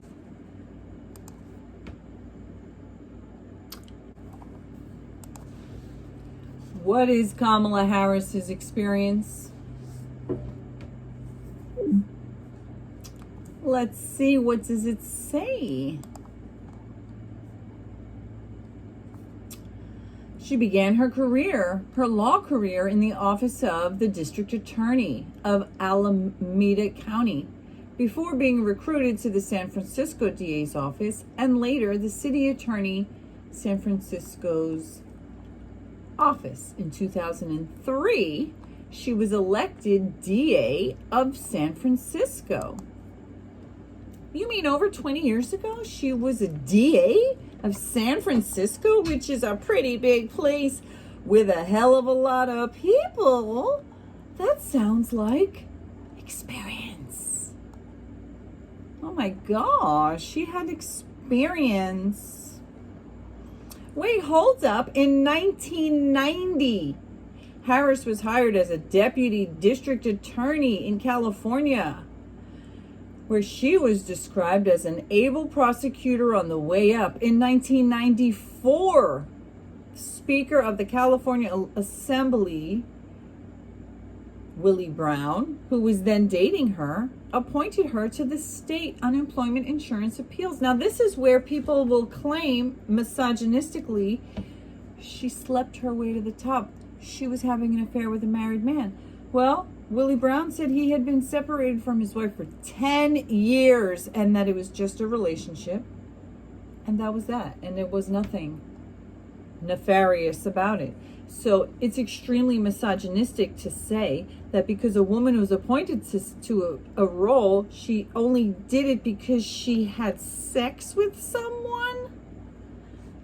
That is disgusting and sexist. And if you cling to that idea, you are sexist. Again, if you would choose someone who is proven in a civil court to be legally liable for raping a woman, and then you will claim, I can't vote for a woman because she had a relationship 30 years ago with somebody she worked with. The cognitive dissonance is just so severe. It's really awful. It's just so bad. It's not even worth arguing against, honestly, because your misogyny is so evident. In 2002, she ran for district attorney of San Francisco, and she won with 56% of the vote, becoming the first person of color elected district attorney of San Francisco in 2002. So again, the racism, the claim, like somebody left a message on my TikTok saying that you're the same bullshit. It's like you hear these talking points, the MAGA, the low, the people who just want to basically make any excuse. They will make every single excuse they can possibly imagine to excuse away the behavior of an actual criminal. He's a fraudster. He's a liar. He's a sexual offender, a predator. He tried to overthrow the actual government of the United States. He incited an insurrection. He claimed on his video that nobody died, but people did die. Innocent people died. Innocent law enforcement died. And his guilty insurrectionists died. At least Ashley Babbitt. I don't know if there were other people, but... And he just denied that they died. Like your own cult members died and you're denying it. All right, this is definitely quite long now, so let's see. So, that's what I'm saying. People will throw out misogynistic, disgusting claims, and they have no facts. And then the facts, like actually Willie Brown saying, no, that's not at all true, explaining that he had already been separated for a decade, and that it was just a relationship, and that, you know, he still endorses her today, even though they long moved on. But like, this is the depths of the low that the MAGA will go to try to find anything to drag down Kamala and Tim Walz, but yet they will outright ignore actual evidence of crime.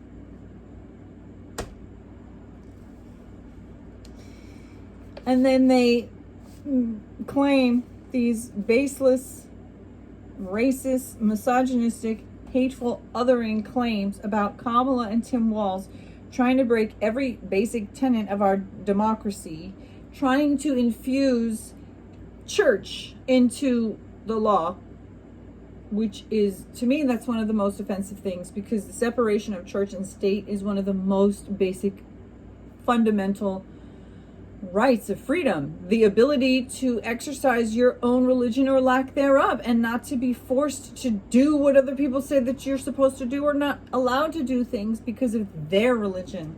And I find it disgusting, and it's anti-constitutional. It's anti-constitutional. These religious, hypocritical, fundamental zealots who are so hateful, they will rip apart Kamala for literally crap, like rumors and crap, like generated by Trump, and then they will ignore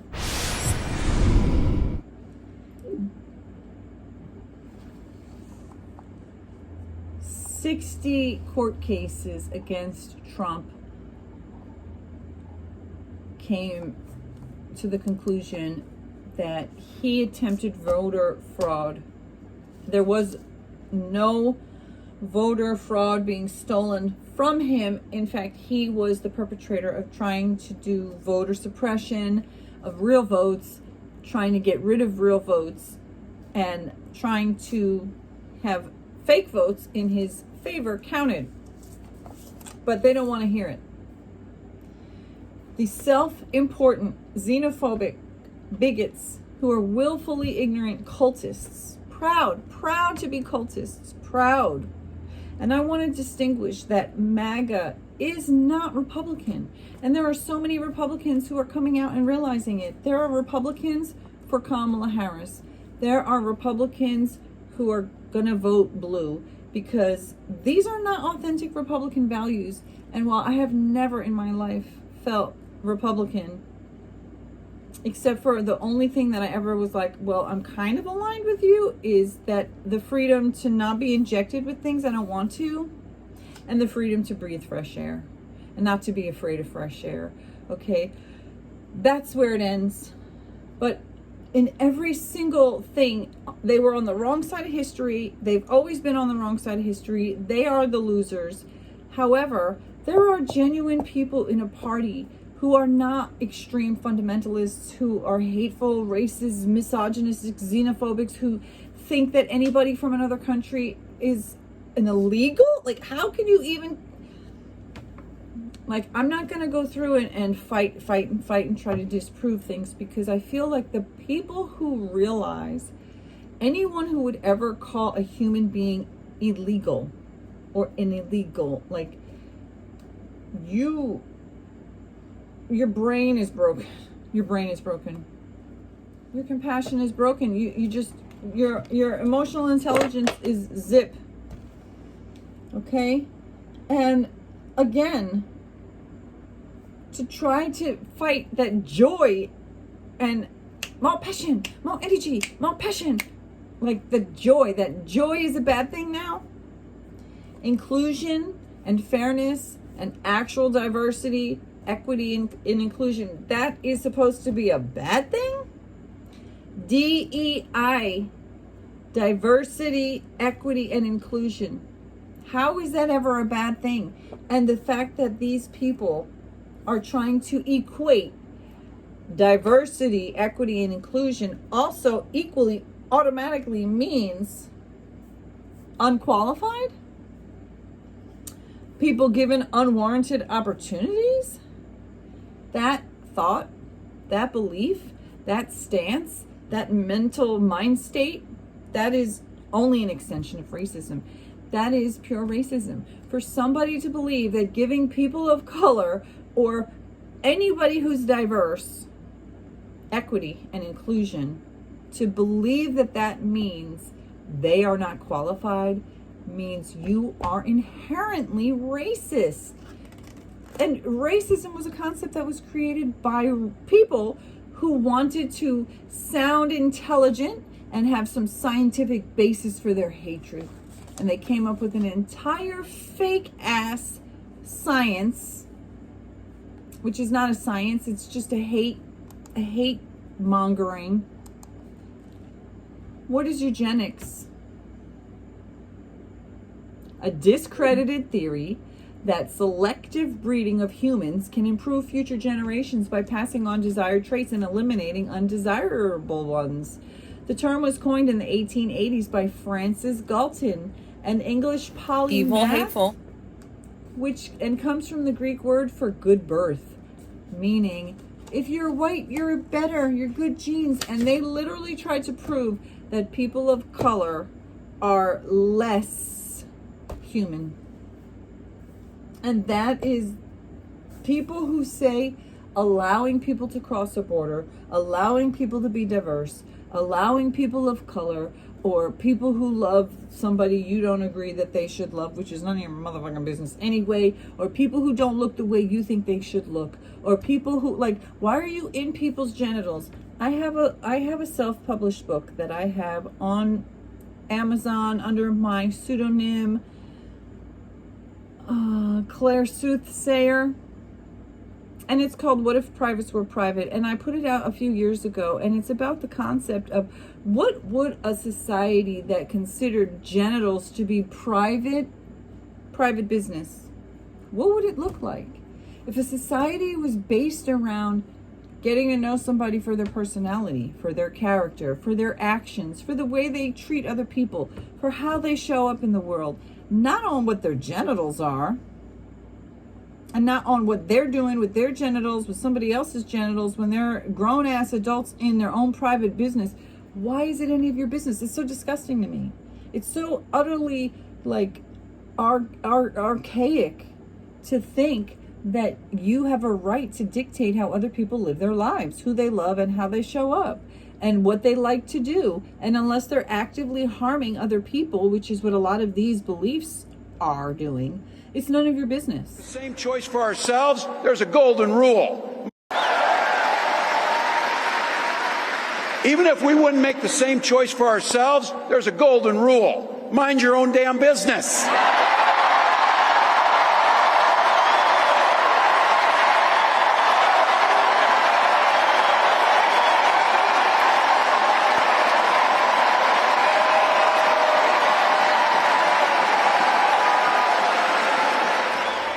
And what I hear from Trump and his nasty MAGA cultists is that he's basically trying to create another kind of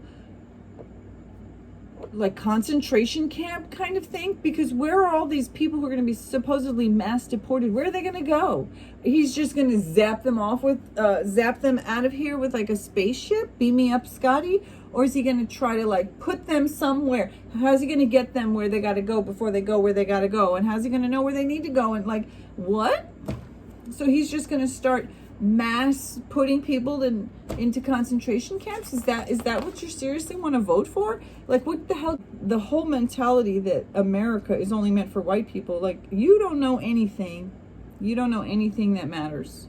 You're stuck in a weird, sick world where you are some kind of special person and you think your specialness allows you to destroy everybody else. And I just find it to be gross. And then when you hear the people on these channels, on these calls, trying to explain how they can justify what they're doing, they have no facts.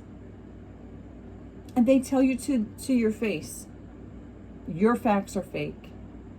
My facts don't need evidence, because it's, believe me, bruh, is their evidence. Because that's how I feel, bruh.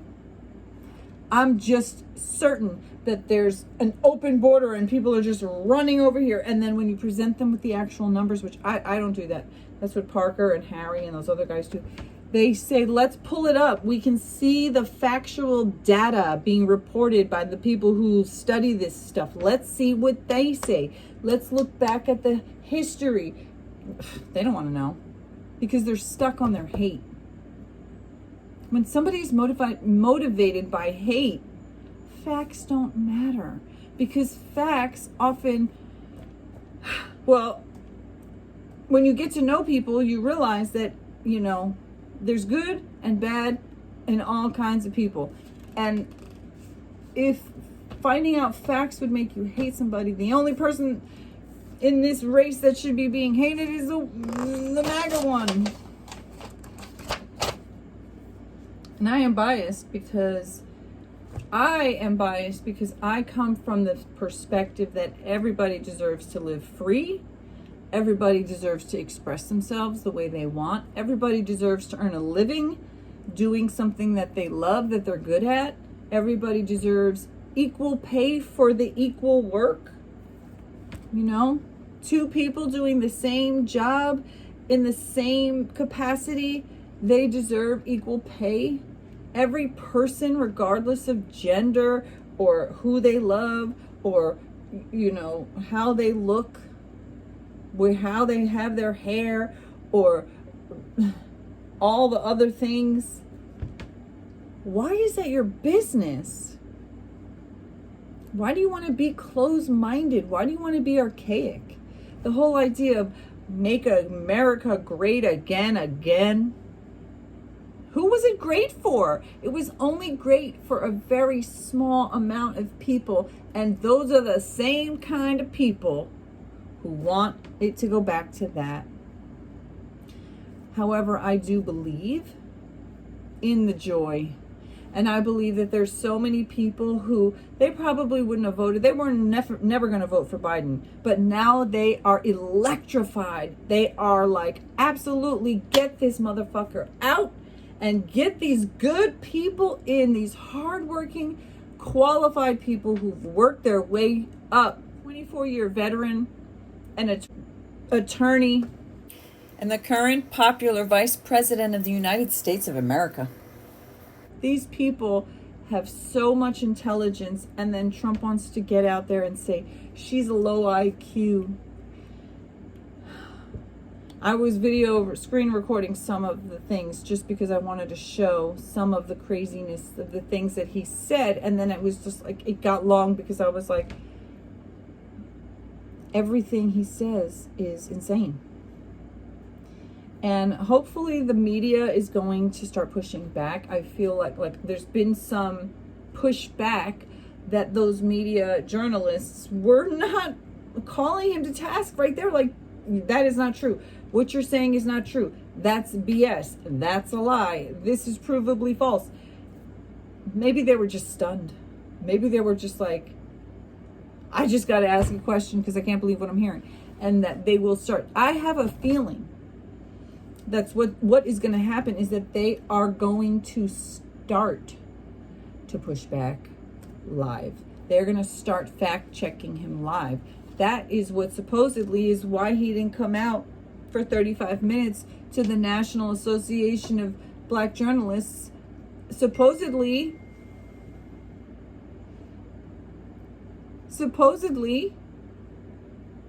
they said, we're going to fact check you real time. And he was like, oh, hail to the motherfucking, no, you're not going to do that.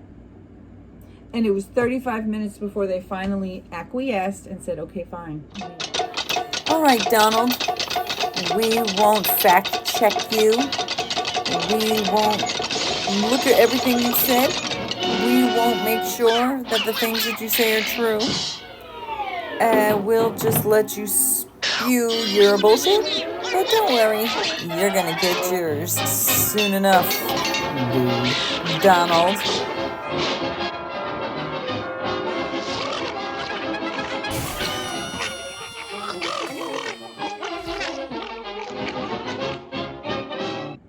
That he came out. And when he came out, all he had to do was bullshit, argue, racist, misogyny. And again, if that is actually a message, they call it like dog whistling, when he wasn't there for the black people. He wasn't there for the people of color. He wasn't there for anybody like me. He was there for his racist people. Another thing I wanted to touch on before is this ignorant, hateful, racist idea of questioning by a biracial person's identity. Or any person, regardless of race or gender. So I am white-skinned, pale. My mother, who raised me, is a black woman. She's Haitian. She's an American citizen now, but she did grow up in Port-au-Prince, Haiti. First language was French. She speaks multiple languages now. She's an incredibly intelligent woman, and I experienced, I would say, secondhand racism because of how people would be racist towards my mother, as well as my brother. So my brother is biracial, and my sister had originally married a black man, so she has biracial children, and now her husband now is also a black man, and he has children who are black. And my mom had a son before she came here who's actually my same age, and so he's also my brother, and he is a black man. And my family is diverse. We are the Rainbow Coalition of Love. That's what I've always said. I've always loved my blended family. I've always been honored, and I feel special that I have a family that is a blended cultural mixing. It's the melting pot. It is the most American thing as far as I'm concerned. And the idea that this white neo-Nazi idea that these racist, xenophobic, religious, fundamental, cult mindset people, these closed-minded, small-minded people who just want only for them, only them, they get everything and everybody else gets nothing. How do you have any power still? How do you have supporters? How can you live your life thinking that that's the right way? That's the wrong way. That's the loser way. That's the hateful way. And I feel like history proves time and again that that is wrong. History is against you. Common sense is against you. Compassion is against you. Emotional intelligence is against that. We're not going back. Nobody wants to go back to that except the small-minded, ignorant, hate-filled people. So if that's who you want to be, somebody who would actually, you would vote for a rapist over a woman. You would vote for a racist over a person of color. You would vote for a dictator who would take away your right to vote and turn your country into a fucking dictatorship. And you would vote for that? That is pathetic. It's pathetic, but you know what? I don't believe that corruption is going to win this time. And I think, like I said earlier, I read it somewhere, Operation Let Him Speak is taking him down. He is his own worst enemy. He is his own self-destructive, self-imploding. The man is destroying himself. Because, like I said, MAGA is not actual Republican ideals. And although I'm not Republican, and I never will be, and I won't ever vote for that, there are the majority of people who truly are Republican. They are good and decent people. They just have different ideals. And the whole point is that we should be able to have different groups, different parties who have different opinions, but everybody gets a seat at the table and everybody gets a say.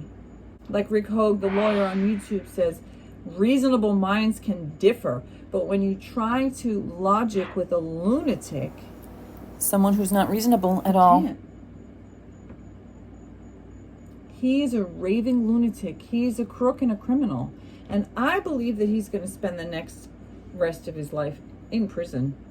And maybe it'll be a fancy prison. And maybe he'll have, country club type amenities in his prison. As long as he's not able to be walking free, hurting people. I heard Michael Cohen say that he would be happy if Trump was put on house arrest, no internet, and, seriously locked down. And I'm like, you must have some compassion in your heart for him. I have some compassion in my heart from him, but I'm okay with the compassion being like a sad little feeling inside of me while that motherfucker stays in a prison, an actual prison. And that's what I believe is going to happen, because he is a crook. He's a criminal. And it's coming down on him. I genuinely believe that the only reason that he's running Well, not the only. I think that he's running to keep himself out of jail so he can pardon himself. But I also believe that he's running because he would like to turn this into a dictatorship so he can basically pillage all the resources. He wants it all for himself.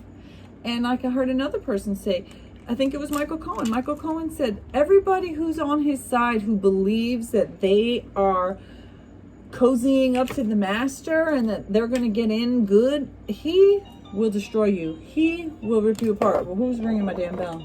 On Saturday, Trump reignited his feud with Georgia Governor Brian Kemp on his social media platform Truth Social. Seemingly unprompted, Brian Kemp should focus his efforts on fighting crime, not fighting unity in the Republican Party. So, Trump was in Atlanta, Georgia. He attacked the Republican governor, who is very popular, Governor Brian Kemp. The reason he did that, oh, I got a package. The reason he did that was because Brian Kemp had the nerve to tell the truth that Trump was actually trying to steal the election, and in fact had not gotten those 11,000 votes that he wanted Trump wanted him to lie about. That's why he ripped him apart verbally. And that's what I'm saying. There's absolutely no loyalty. Another new brush. This is like the fourth one. So I have this one, which is the one that I bought originally. And I loved it. I got this one and a blue one. You know, it's gray. So the other day I bought a new one that was blue. And my son, my 12-year-old, decided that it was so absolutely gorgeous that he wanted it. He does that quite a bit, and then I always give in. I'm a little bit of a sucker.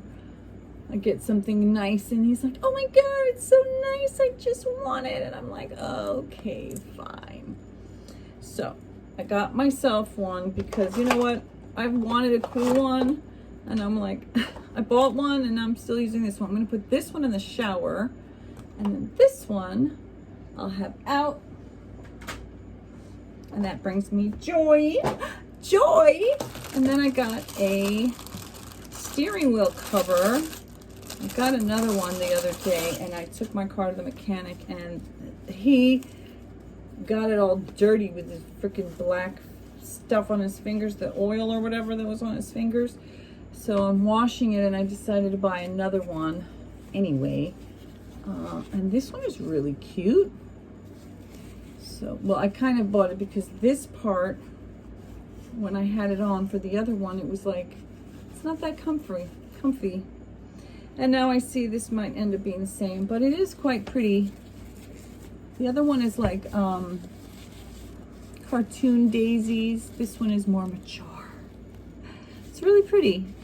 But anyway, so I guess I'll just leave my thoughts here, and then I'll let the videos play that I screen recorded. And, you know, hopefully this will appeal to somebody who maybe you didn't know about these things. Maybe you genuinely didn't know how awful that Trump is. And you were just, you know, like I've talked about in another video, there's a difference between being actually ignorant of a fact, meaning you just didn't know. You didn't know, and you didn't know you didn't know. You weren't doing anything. You weren't being willfully ignorant. You weren't ignoring facts right in your face and saying, no, those are fake, those are not true. You didn't know. But now that you know, now you know, and you won't allow someone that's that crooked, that much of a criminal, that dangerous. At least you personally won't vote for them. You'll vote for Kamala. Kamala is the only logical choice. Kamala and Walz will make a great team. And then in 4 years, if we don't like what they've done, we can have another choice of voting for somebody else. But voting for somebody who's outright telling you that he's going to take your rights away, it's insane to me. And the idea that you would trust someone who has given you no reason to trust him, unless the only way you can trust him is if your ideals are aligned with his. And if your ideals are aligned with his, it says a hell of a lot about you. And it's not good. So, with that, let's be joyful. Let's infuse joy and energy and passion. More passion, more energy, more passion, more energy, more joy, more joy. Let's be joyful. Let's smile again. Let's laugh again. Let's go out in the world and let's embrace going out in the world and doing fun things and being with our neighbors and being with our family and our friends and feeling safe around strangers and knowing, for the most part, people are good. People are safe.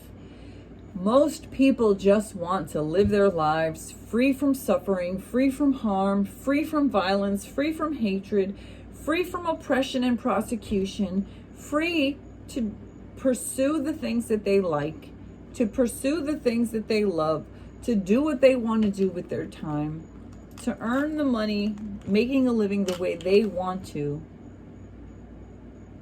be free to have creative expression, to be free to share their opinions and not be afraid that because their opinions are different or because how they look is different or how they feel is different or how they want to show up is different than Bob, Sue, or Harry, that they have to worry about being bullied and prosecuted and persecuted.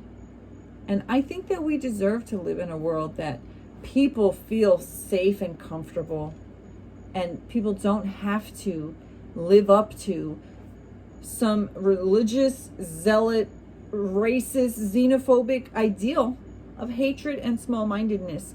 We are not going back. We are not going back. We're not going back.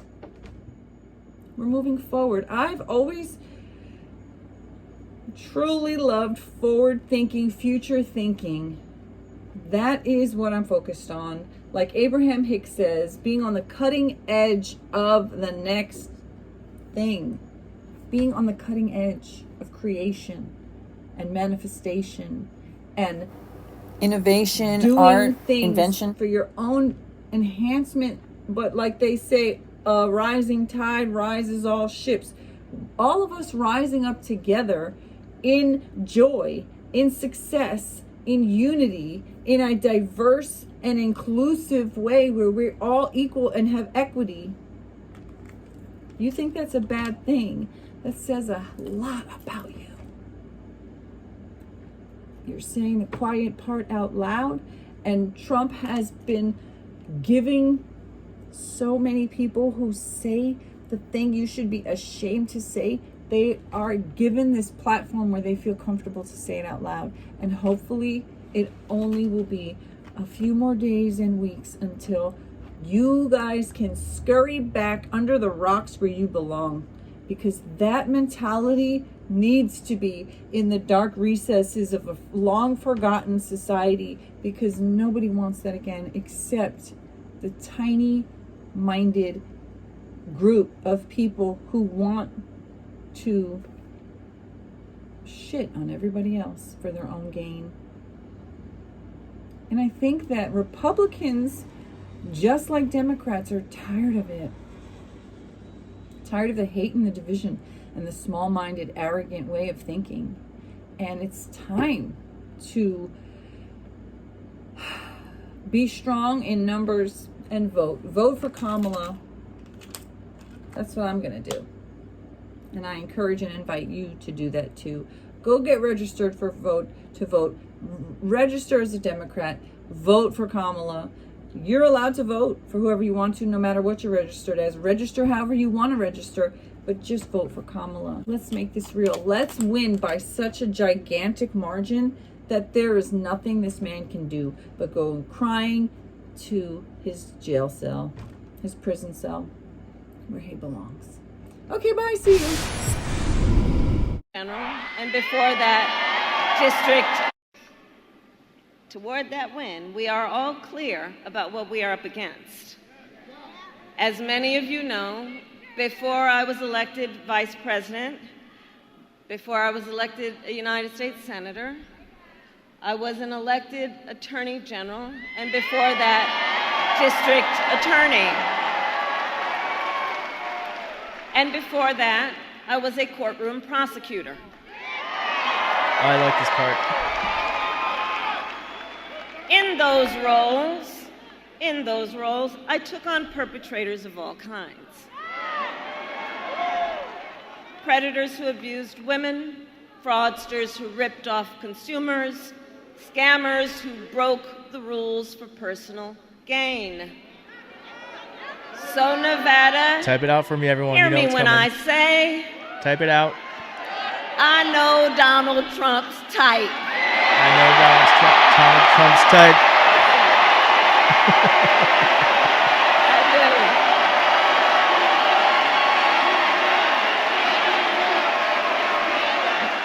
Well, hold on. The court's gonna take care of that. We just gonna beat him in November. We'll beat him in November. But I've certainly been dealing with people like him my entire career. For example, as Attorney General of California, I took on one of our country's largest for-profit colleges that scammed students. Well, Donald Trump ran a for-profit college that scammed students. Remember that. As a prosecutor, I specialized in cases of sexual abuse. Well, Donald Trump was found liable for committing sexual abuse. As Attorney General, I held Wall Street banks accountable for fraud. Well,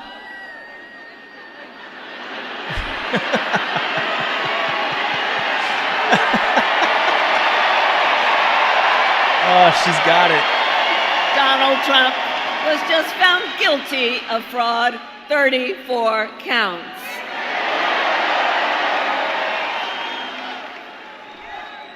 All of this is to say, in this campaign, I will proudly put my record against his every day of the week. Every day of the week.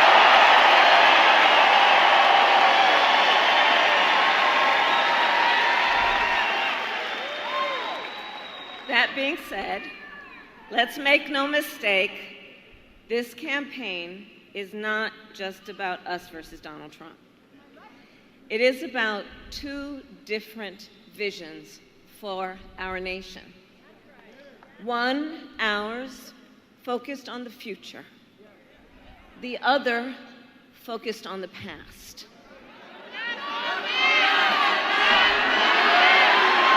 We're not going back. We're not going back. We are not going back. God, we are so And we're lucky. not going back because, Nevada, we fight for the future. We are so lucky. How is this happening? A future Pinch with yourself. affordable health care, affordable child care, and paid leave.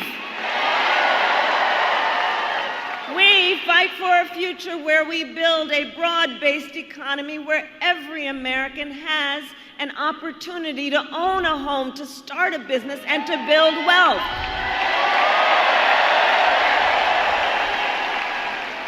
I know, I tear up still too. We believe in a future where we lower the cost of living for America's families so they have a chance not just to get by, but to get ahead. To get ahead.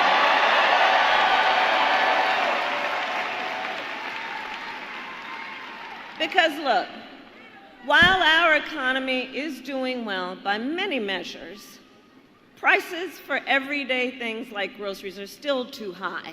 You know it and I know it. When I was Attorney General, I went after price-fixing schemes. And when I am president, I will continue that work to bring down prices.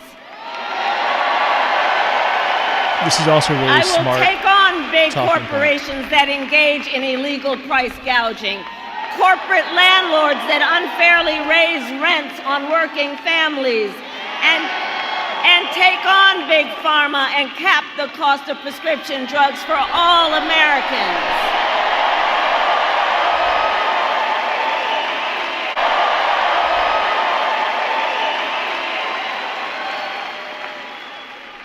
Unlike Donald Trump, I will always, I promise you, put the middle class and working families first.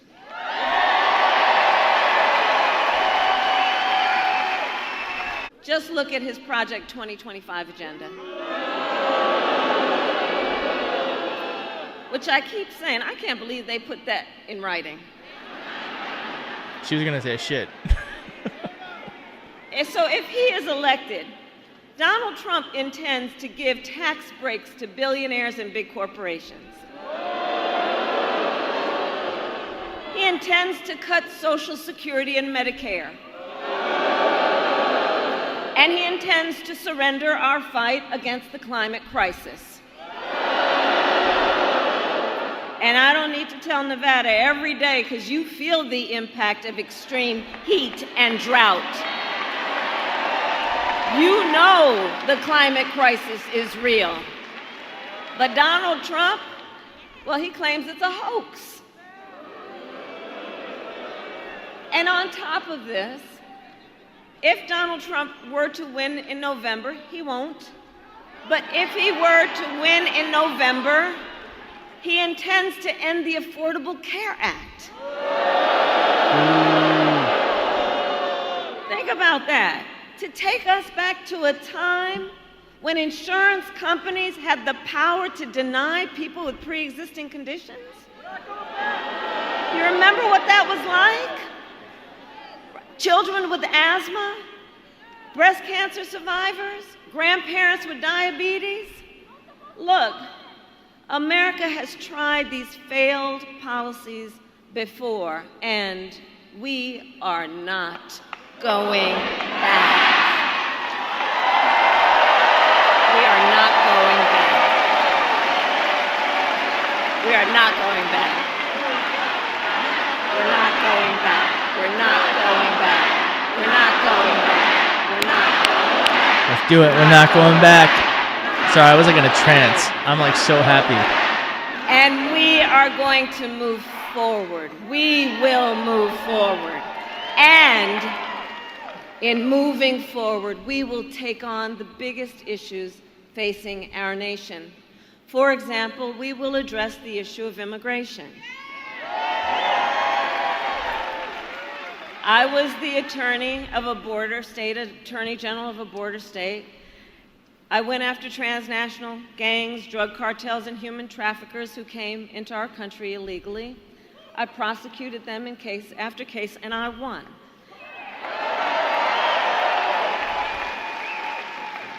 We know our immigration system is broken, and we know what it takes to fix it. Comprehensive reform that includes, yes, strong border security and an earned pathway to citizenship.